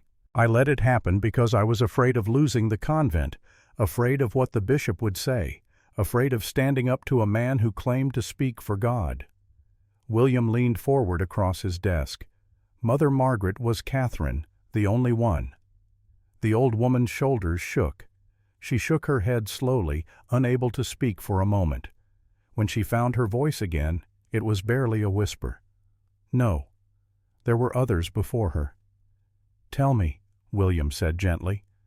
5 years ago, there was Sister Claire Donovan, Margaret said, just 19 years old when she came to us. Father Nathaniel began disciplining her within the first month. The same room, the same rope, the same whip. She paused, wiping her eyes. One morning, she was simply gone. Father Nathaniel told us she had returned east to her family, that she had decided the religious life was not for her. But I saw her face the night before she left. She was not going home. She was running from him. And before Claire, William asked. Before Claire there was Sister Mary Thompson. Margaret's voice dropped to barely above a whisper. You know what they said about her death? An accident, a fall down the stairs. But I helped prepare her body for burial. I saw the bruises on her wrists before we dressed her. Rope burns, just like Catherine's, just like Claire's. She looked up at William with red, swollen eyes. 3 young women, 3 lives destroyed. And I did nothing. God forgive me, I did nothing. William documented everything carefully. Dates, times, specific incidents, physical evidence. By the end of the week, he had built a case that even Edward Blackwood's expensive lawyers would have trouble defeating. But everyone knew that the most important testimony would come from Catherine herself, and no one was certain she would be strong enough to testify. 6 days after the arrest, Elijah went to visit her at Dr. Winter's house. He found her sitting in the garden wrapped in a shawl despite the warm afternoon sun. She looked better than she had at the creek. Some color had returned to her cheeks, and she had gained back a few pounds. But there was still a fragility to her, a brittleness that suggested she might shatter if handled too roughly. "Mr. Hawthorne," she said when she saw him, and her smile was genuine. "I hoped you would come." He sat on the bench beside her, keeping a respectful distance, his hat in his hands. "How are you feeling?" Catherine looked down at her hands, then back at him. "Better. Dr. Winters says my back is healing well. The ribs still hurt, but that will pass." She paused, her expression growing serious. "She also says I need to testify at the trial, that without my testimony, Father Nathaniel might go free." "You do not have to," Elijah said. "We have other witnesses. Sarah Mitchell saw what happened. Mother Margaret has admitted to years of knowledge. My own testimony about what I saw through that window. Between all of us we have enough evidence. But it is not the same, is it?" Catherine said quietly. "Everyone else is second-hand. They saw the aftermath or heard about it later. Only I know the full truth of what happened in that room. Only I can explain what 8 years of that treatment does to a person's mind and soul." Elijah nodded slowly. "Testifying will be hard. Father Nathaniel's lawyers will try to discredit you. They will say you are lying, that you are mentally unstable, that you wanted this to happen somehow. They will make it seem like you are the one on trial instead of him." Catherine's hands tightened on her shawl. "I know. Dr. Winters warned me about what to expect. But if I do not speak, then everything he did to me was for nothing. All that pain, all those years, if I stay silent now, then he wins. Then he gets to continue believing he was right, that he was serving God, that his victims deserved what happened to them." She met Elijah's eyes. "You taught me something, Mr. Hawthorne. When you came back to that creek, when you risked everything to stop him, you taught me that sometimes doing the right thing means doing the thing that scares you most. I have been scared for 8 years. I think it is time I stop being scared and start being brave." Before Elijah could respond, Dr. Winters appeared at the garden door with another visitor, Sister Rebecca Hayes from the convent. The young nun was small and dark-haired, with the kind of face that looked like it had never quite lost its baby softness. When she saw Catherine, she burst into tears. "I am so sorry," Rebecca said, falling to her knees beside the bench. "I knew what he was doing. I saw him hurt you so many times, and I never said anything. I never helped you. I just stood there like a coward while you suffered." Catherine reached out and took Rebecca's hand. "You were not a coward. You were scared. We all were. But you are speaking up now. You are testifying. That is what matters. I want to do the same," Rebecca said through her tears. "I want to tell them what I saw. I want to make sure he never hurts anyone again. I want every person in that courtroom to know that what happened was not God's will. It was one man's cruelty hidden behind religious authority." Elijah felt something shift in his chest as he watched these 2 young women, both damaged by the same man, both finding courage in each other's presence. Rebecca reminded him of himself before Chicago, before Emma, before he learned that sometimes following the rules meant people died. She was frightened and guilty and determined to do better, to be brave despite her fear. "Then you should testify," he said gently. "Both of you together. Tell them the truth. Make them understand what really happened behind those convent walls." Rebecca looked up at him with hope dawning in her eyes. "Will they listen? Will they believe two nuns against a priest?" "They will," Elijah said, "if I have anything to say about it." The day of the trial arrived with unseasonable heat. The town hall had been converted into a temporary courtroom. Every seat filled, people standing in the aisles and crowding the doorways. Judge Elizabeth Morgan presided from behind a heavy oak table, her face stern and impassive. She had traveled from Boulder for this trial, understanding that its outcome would affect far more than just one priest and one victim. Father Nathaniel sat at the defense table, flanked by two lawyers brought in from Denver by Edward Blackwood. The priest was dressed in his clerical garb, and he had spent the morning before the trial hearing confessions and giving blessings to his supporters. It was a calculated move designed to remind everyone that he was not just a man on trial, but a representative of the church itself, a servant of God, being persecuted by those who did not understand the demands of true faith. Lucas sat at a separate table with his own lawyer. His arm was still in a sling, and he looked pale and miserable, understanding, perhaps for the first time, that his loyalty to Father Nathaniel was going to cost him 10 years of his life. William served as prosecutor, though he had little formal legal training. He had spent the past week reading law books and consulting with Judge Morgan by telegraph, preparing arguments and anticipating defenses. Now he stood before the packed courtroom and began to lay out the case against Father Nathaniel Blackwood. He called Sarah Mitchell first. She testified about the night she witnessed Catherine being beaten, her voice shaking but clear. Father Nathaniel's lawyer, a man named Victor Stratton, Cross, examined her aggressively, trying to suggest she had been drinking, that she was tired, that she might have misinterpreted what she saw in poor light. But Sarah held firm. "I know what I saw," she said, her voice growing stronger with each question. Sister Catherine was tied to a table. Father Nathaniel was striking her with a whip. She was screaming. There was blood on the floor. I did not misinterpret anything. I saw evil being done, and I was too frightened to stop it. But I am not too frightened anymore. Next came Mother Prioress Margaret. The old woman looked like she had aged 10 years in the past week. Her voice was barely above a whisper as she described 8 years of willful blindness, 8 years of hearing screams and seeing scars and doing nothing, because she had convinced herself that her first duty was to the institution rather than to the people it was supposed to serve. "I knew," she said, her voice breaking. "God help me, I knew. I heard the screams. I saw the marks. I knew what he was doing to those girls, and I did nothing. I told myself it was not my place to question. I told myself that Father Nathaniel knew better than I did. I told myself that my duty was to protect the convent, to protect the church. But I was wrong. I was so terribly wrong." Stratton tried to discredit her, suggesting she was senile or confused, but the weight of her guilt was too evident to be dismissed. When she stepped down, she looked directly at Catherine and mouthed 2 words: "I am sorry." Dr. Winters testified next, presenting her medical findings with clinical precision. She had photographs, measurements, detailed notes documenting every injury, every scar, every sign of prolonged abuse. The evidence was overwhelming and impossible to explain away as accidents or self-inflicted injuries. 23 scars on her back, Evelyn said, holding up the photographs for the court to see, ranging in age from several weeks to several years.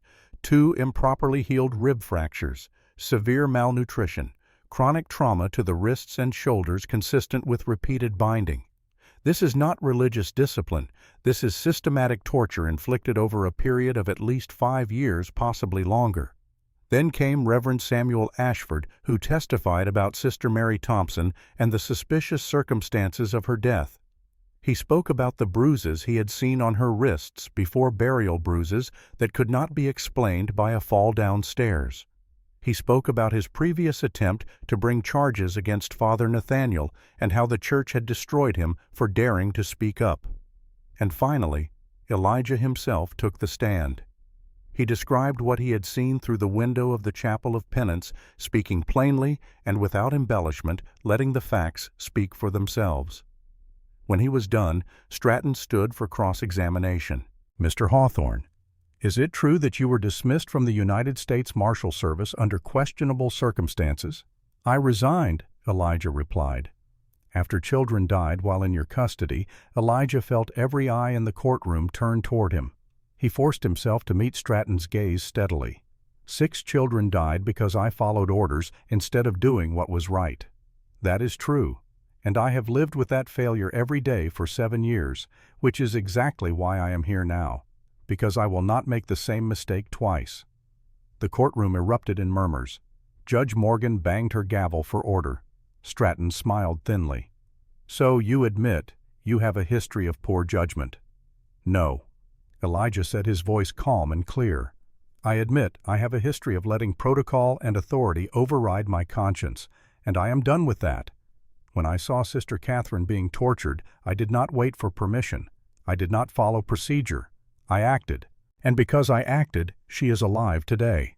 When the prosecution rested, it was the defense's turn. Stratton called character witnesses who testified to Father Nathaniel's piety and dedication. He called church officials who spoke about the long tradition of mortification of the flesh in Catholic practice, trying to paint the priest as a devout man following established religious principles rather than a criminal engaging in abuse. But then William called his final witness, Sister Catherine Sullivan. The courtroom fell absolutely silent as Catherine walked to the witness stand. She was dressed simply in a plain gray dress that Dr. Winters had given her, her dark hair pulled back to expose her face. She looked young and vulnerable and absolutely terrified. But she sat down, placed her hand on the Bible, and swore to tell the truth. William began gently. "Miss Sullivan, please tell us when you entered Sacred Heart Convent." 1879. Catherine said. "I was 18 years old." "And why did you enter?" "I had nowhere else to go. My parents were dead. I had no family, no means of support. The convent offered me a place, a purpose. I thought I would find God there. I thought I would find peace." "And did you?" Catherine looked directly at Father Nathaniel. "No. I found something else entirely." For the next hour she described everything. The first time Father Nathaniel had called her into the chapel of penance. The way he had told her that doubt was sin, and sin must be purged through suffering. The beatings that came weekly at first, then twice weekly. The days spent locked in darkness without food or water. The constant message that she was worthless, sinful, deserving of punishment. Her voice never wavered. She did not cry. She simply told the truth plainly and without theatrics. When she was done, Stratton rose for cross-examination. His voice was gentle, almost fatherly. "Sister Catherine, do you believe in God?" "I do," she replied. "And do you believe that suffering can bring us closer to God?" "I believe that accepting the natural suffering of life can teach us compassion and strength. But I do not believe that God wants us to be tortured. I do not believe that deliberate cruelty brings anyone closer to the divine." "But the saints suffered greatly," Stratton said. "Saint Sebastian, Saint Lawrence, Saint Catherine herself, for whom your convent is named. They endured terrible torments." "They were martyred by enemies of the faith," Catherine replied. "Not by other Christians, not by priests who claimed to love them. There is a difference between suffering inflicted by those who hate God and suffering inflicted by those who claim to serve Him." Stratton's expression hardened. "Is it not true that you repeatedly questioned your vocation, that you doubted your calling?" "Yes." "So you were, in fact, a troubled young woman, uncertain, unstable." Catherine's hands tightened in her lap, but her voice remained steady. "I doubted because I was being hurt. I questioned whether I had a vocation because every day in that convent was torture. But Father Nathaniel told me the doubt itself was proof of my sinfulness, that if I truly loved God, I would accept the punishment without question, that my inability to submit proved I was full of pride and rebellion." "And did you ever try to leave?" "Where would I have gone? I had no money, no family, no skills beyond prayer and housework.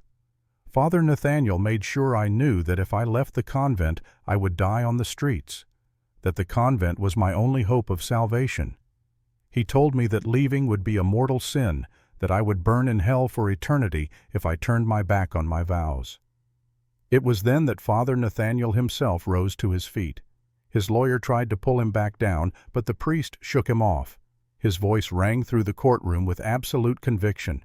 "You were full of pride, Catherine, full of doubt and rebellion. I was trying to save your immortal soul. Every blow was an act of love. Every punishment was meant to bring you closer to God. If you had only submitted, if you had accepted the discipline with a humble heart, you would have been purified." Catherine stood facing him fully across the courtroom, and then for the first time since the trial began, she smiled. It was a sad smile, but it was genuine. "I used to believe you," she said softly. "I used to think that if I just tried harder, prayed more, accepted more pain, I would finally be good enough. Finally, be worthy." But then Mr. Hawthorne looked through that window, and he did not see a sinner who deserved punishment. He saw a human being who needed help, and that was when I realized the truth. She took a breath. "You were not trying to save my soul. You were trying to control me, to break me, to make me so afraid and so ashamed that I would never question you. And you almost succeeded, but you failed, because someone stood up for me. Someone saw me as a person worth saving, and that taught me more about God than 8 years of your punishments ever did." The courtroom was absolutely silent. Even Stratton had no response. Judge Morgan leaned forward. "Father Nathaniel, do you have anything else to say?" The priest opened his mouth, then closed it. For the first time, he had no words. "Then this court is adjourned until tomorrow, when I will render my verdict." That night Elijah walked through the empty streets of Covenant Ridge, his mind churning with everything that had happened. Catherine's testimony had been powerful, devastating in its simple honesty. But would it be enough? Father Nathaniel still had powerful supporters, still had the weight of the church behind him, and juries, even judges, could be swayed by politics and pressure. He found himself at the cemetery behind Reverend Samuel's church. The graves were dark shapes in the moonlight. He walked until he found the one he was looking for. Sister Mary Thompson, died at 20 years old. "I am sorry I could not help you," he said quietly to the stone, "but I helped Catherine. That is something, at least." Behind him a voice spoke. "It is more than something. It is everything." He turned to find Catherine standing at the cemetery gate, wrapped in her shawl, her face pale in the moonlight. "You should not be out here alone," he said. "Neither should you," she replied, walking toward him. "I wanted to thank you for testifying, for everything. You do not need to thank me." "Yes, I do." She stopped beside the grave. "Because you gave me something I thought I had lost forever. The belief that there are good people in the world, people who will stand up for others even when it costs them something." Elijah thought of Emma Whitmore, of the yellow ribbon he still carried of 7 years spent trying to atone for a single failure. "I am not a good person. I am just someone trying to do better than I did before." Catherine reached out and took his hand. It was the first time she had voluntarily touched him. "Then you are succeeding." The morning of the verdict broke clear and cold. Frost covered the ground, unusual for late July, even at this elevation. People took it as an omen, though, of what they could not say. The entire town seemed to hold its breath as Judge Elizabeth Morgan took her seat behind the oak table. The courtroom was even more crowded than it had been during the trial. Every seat was filled. People stood 3 deep along the walls. Outside, those who could not fit inside pressed against the windows, straining to hear. Father Nathaniel sat straight-backed at the defense table, his hands folded in prayer. Lucas slumped beside his own lawyer, looking like he had not slept in days. On the other side of the room, Catherine sat between Dr. Winters and Sister Rebecca, her face composed, but her hands trembling slightly in her lap. Judge Morgan shuffled her papers, then looked up. The room fell silent. "This court has heard testimony over 2 days," she began. "We have examined evidence. We have listened to witnesses for both the prosecution and the defense. Now it falls to me to render judgment." She paused. her eyes moving across the courtroom, taking in every face.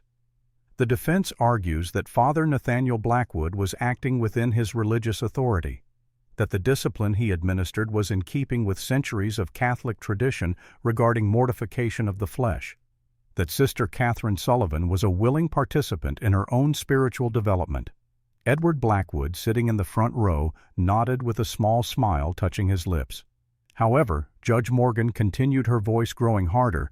The evidence tells a different story. Dr. Winter's medical examination documented 23 separate scars on Miss Sullivan's back, ranging in age from several weeks to several years.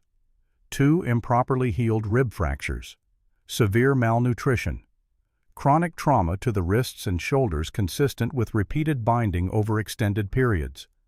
The smile vanished from Edward's face. This was not spiritual discipline, the judge said. This was torture.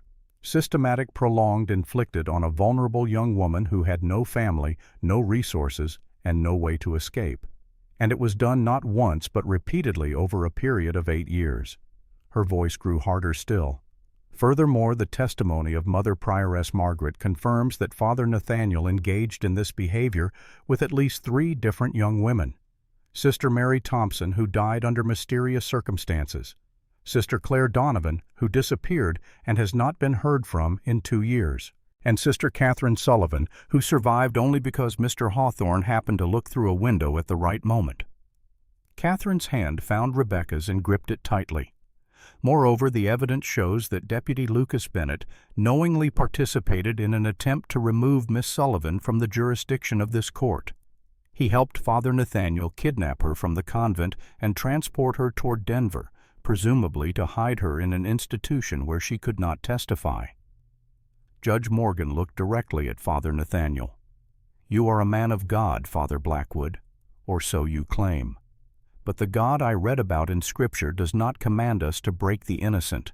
He does not demand that we torture those who doubt. He does not require suffering as proof of faith.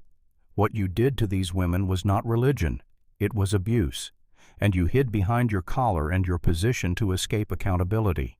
She picked up her gavel. "I find Father Nathaniel Blackwood guilty of assault and battery, false imprisonment, and abuse of authority. I sentence him to 25 years in the Colorado State Penitentiary."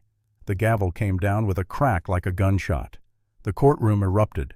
Shouts of outrage from Father Nathaniel's supporters, cries of relief from others. Edward Blackwood surged to his feet, his face purple with rage. "This is persecution," he shouted, "an attack on the church itself. I will appeal to the governor, to the president if necessary." Judge Morgan's gavel came down again, harder this time. "Mr. Blackwood, if you do not sit down and be silent, I will hold you in contempt. Your brother has been found guilty in a court of law. He will serve his sentence." She turned her attention to Lucas. "As for you, Deputy Bennett, you are guilty of conspiracy and obstruction of justice. I sentence you to 10 years imprisonment." Lucas made a choking sound but did not speak. And Mother Prioress Margaret, the judge, said, looking at the old nun sitting in the front row with tears streaming down her face, "You are guilty of no crime under the law, but you are guilty of moral cowardice. You stood by and allowed these atrocities to happen. You chose institutional loyalty over human decency. I cannot send you to prison, but I can ensure you never again hold a position of authority. You are hereby removed from your post as Mother Prioress and banned from serving in any supervisory role within any religious institution in the Colorado Territory." Margaret bowed her head, accepting the judgment. "This court is adjourned," Judge Morgan said. "Bailiff, remove the prisoners." William and 2 other deputies moved forward to take Father Nathaniel into custody. The priest did not resist, but as he was led past Catherine, he stopped. "You will burn in hell for this," he said quietly. "You have destroyed a servant of God. You have attacked the church itself. And for what? Your own pride. Your inability to accept discipline." Catherine stood facing him one final time. Her voice was clear and strong. "No, you will answer to God for what you did. And when you stand before Him, you will not be able to hide behind your collar or your position. He will see the truth. And the truth is that you used His name to justify cruelty. You perverted his teachings to satisfy your need for control, and you broke 3 women who trusted you." Father Nathaniel's face twisted with fury, but before he could respond, William pulled him away. The prisoners were removed. The courtroom began to empty. People filed out in small groups, some angry, some satisfied, all shaken by what they had witnessed. Elijah remained where he was, watching Catherine. She stood surrounded by well-wishers, people offering congratulations and support. But he could see the exhaustion in her face, the way she swayed slightly on her feet. He caught Dr. Winter's eye and nodded toward the door. The doctor understood immediately. "All right, everyone," she said firmly. "That is enough for now. Catherine needs rest. You can speak with her another time." She shepherded Catherine toward the side door, and Elijah fell in behind them, providing a barrier against the crowd. Outside, the autumn sun was warm, despite the morning frost. Catherine leaned against the courthouse wall and closed her eyes. "Is it really over?" she whispered. "The trial is over," Elijah said, "but the healing will take longer." Catherine opened her eyes and looked at him. "How long did it take you to heal from what happened in Chicago?" Elijah thought about that. About 7 years on the mountain, 7 years of solitude and silence, 7 years of carrying Emma's ribbon like a talisman of guilt. "I am not sure I have healed," he said honestly, "but I have learned to live with it, and maybe that is enough." 3 months passed. Autumn deepened into winter. The aspen turned gold, then lost their leaves entirely. Snow came to the high country heavy and early, but Elijah did not return to his mountain refuge, not yet. Catherine had moved into a small cottage behind Dr. Winters's house.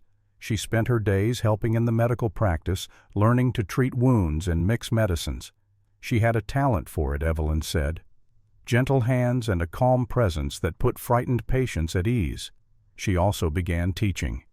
3 afternoons a week, children from the poorer families in town would gather in Reverend Samuel's church, and Catherine would teach them to read and write.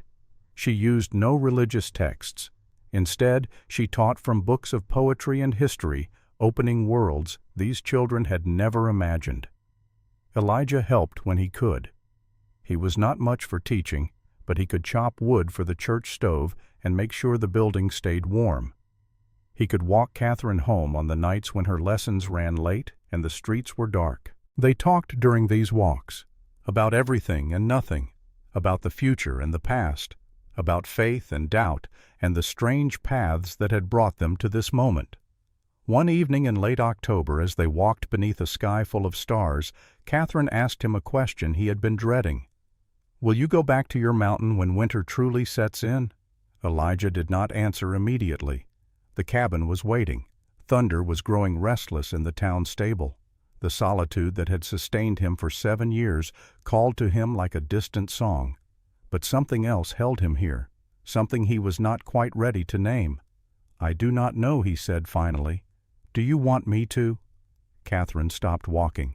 They were standing in front of her cottage lamplight spilling from the windows. "I want you to do what makes you happy, but I would miss you if you left." The words hung between them, simple and profound. "I would miss you too," Elijah said. Catherine smiled, and it was the first time he had seen her smile without sadness behind it. "Then perhaps you should stay, at least for the winter." That winter, Elijah became a fixture in Covenant Ridge. He built an addition to the church working alongside Samuel. He helped Dr. Winters tend to patients during a brutal outbreak of influenza. He taught a 16-year-old orphan boy named Jack Harper how to track and hunt, passing on skills that might otherwise be lost. And every Sunday, he walked with Catherine to the edge of town, and they would sit on a fallen log and talk about the week that had passed and the week to come. Spring arrived, then summer, and Elijah found he had no desire to return to his mountain. In June of 1888, 2 years after the trial, Elijah Hawthorne and Catherine Sullivan were married in Reverend Samuel's church. It was a small ceremony. Dr. Winters stood as witness. Sister Rebecca attended, now living independently and working as a teacher. William was there, and a handful of townspeople who had come to respect the quiet man from the mountain and the woman who had survived hell and emerged stronger. Catherine wore a simple dress of pale blue. Elijah wore his best clothes brushed clean of mountain dust. When Samuel asked if he would take this woman as his wife, Elijah's voice was steady and sure. "I will." And when Catherine promised to love and honor him, her gray eyes were clear and bright. "I will." They lived in the cottage behind Dr. Winters's house at first. Catherine continued her medical training, and in 1889 she discovered she was pregnant. The joy was overwhelming. After everything she had endured, after years of being told she was worthless, the possibility of creating new life felt like a miracle. But in her 5th month she miscarried. "A boy," Evelyn said gently. The damage to Catherine's body from years of abuse had been too great. She would likely never carry a child to term. Catherine wept in Elijah's arms, and he held her through the long night, saying nothing, because there were no words that could ease that particular grief. But they did not let it break them. In the spring of 1892, a flood swept through the valley, destroying farms and claiming lives. Among the dead were John and Mary Harper, leaving their 12-year-old son Thomas orphaned and alone. Catherine saw the boy at the church sitting silent and hollow-eyed while the preacher spoke about God's mysterious ways. She recognized that look. She had worn it herself for 8 years. That evening she spoke to Elijah. "We cannot have our own children, but we can give this boy a family." Elijah looked at her, this woman who had survived torture and loss and had somehow kept her capacity for love intact. "He needs to learn to be a man. I can teach him." They adopted Thomas Harper in June of 1892. It took time for the boy to trust them, to believe that this home was real and permanent. But slowly, month by month, he opened up. He learned to track from Elijah. He learned medicine from Catherine. He learned that family was not about blood, but about choice and commitment and showing up every day. In the autumn of 1890, news reached Covenant Ridge that sent ripples through the community. Father Nathaniel Blackwood had been killed in a prison riot at the Colorado State Penitentiary. The warden called it a tragic accident, just one of those things that happened in such places. But Elijah suspected otherwise. Prison riots did not just happen spontaneously. Someone had arranged it. Someone with money and influence. Someone who had decided that a dead priest was better than a live one who might someday talk about the powerful men who had protected him. There was no way to prove it. And frankly, Elijah was not sure he wanted to. When Catherine heard the news, she wept. Not from sadness, but from relief. The weight she had been carrying for so long finally lifted, and the tears came in great shuddering sobs. When she was done, she looked up at Elijah with red eyes and said something he would remember for the rest of his life. "I forgive him, not because he deserves it, but because I need to be free of him, completely free." The years passed. Catherine became a licensed physician in 1895, one of the first female doctors in Colorado Territory. She opened her own practice, specializing in treating women and children, particularly those who had been abused or traumatized. Thomas grew into a fine young man. At 16, he could track a deer through 5 miles of forest. At 17, he could set a broken bone and stitch a wound. At 18, in the spring of 1898, he announced that he was enlisting to fight in the Spanish-American War, which brought the story full circle back to that porch that April morning with the old rifle and the yellow ribbon and the promise made and kept. Elijah finished speaking. The sun had moved considerably across the sky. Thomas sat silent, absorbing everything he had heard. "So that is the truth," Thomas said finally. "That is who you are. That is who I was." Elijah corrected. "I am different now. Kate changed me. This town changed me. You changed me, Thomas. All of you reminded me that isolation is not strength, that sometimes the bravest thing you can do is let people in." Thomas stood. He picked up his pack. The train to Denver left in 2 hours. "Pa," he said quietly, "I understand now. Why you gave me this rifle. Why you told me this story." Elijah rose, joints protesting. "Why? Because you are telling me not to wait. If I see someone who needs help, I act, even if it is dangerous, even if I might fail." "Especially then," Elijah said. Kate emerged from the cabin. her eyes red from crying but her face composed. She walked to Thomas and held him one last time. "You remember those 3 promises," she said. "Come back alive. Write every week. Remember my family." Kate nodded. "I love you. You are my son. Blood does not matter." "I love you too, Mother." Elijah walked Thomas down the mountain trail to where the wagon waited to take him to town.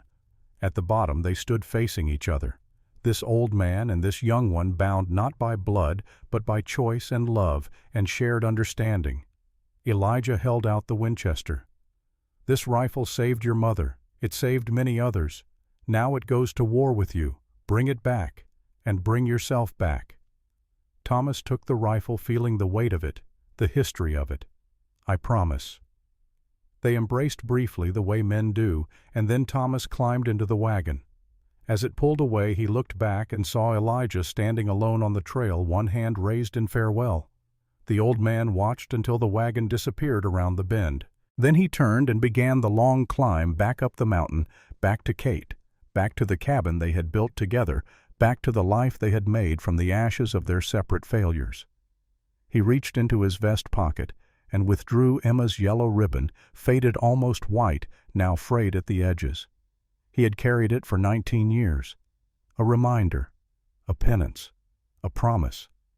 But now, looking at it in the mountain sunlight, he saw it differently. Not as a symbol of failure, but as a symbol of growth. Emma had died because he waited. Catherine lived because he acted. And Thomas would face his own choices with the wisdom of both lessons. Elijah tied the ribbon to a pine branch near the cabin where it would flutter in the wind. A marker, a memorial, a letting go. Then he went inside where Kate waited and closed the door on the past. The story was not over. It would never be over. Thomas would come back from war changed, harder, but alive. He would marry Sarah Mitchell, the school teacher who had testified at the trial. They would have children. Those children would have children. The line would continue generation after generation, each one carrying forward the lesson that Elijah had learned through blood and grief and grace. That sometimes the bravest thing you can do is not to follow orders, but to follow your conscience. Not to wait for permission, but to act when action is needed. Not to choose safety, but to choose what is right, even when what is right is dangerous and difficult and likely to fail. That was the legacy. Not perfection, not glory, just the simple, hard-won knowledge that one person acting at the right moment can change everything. And that was enough.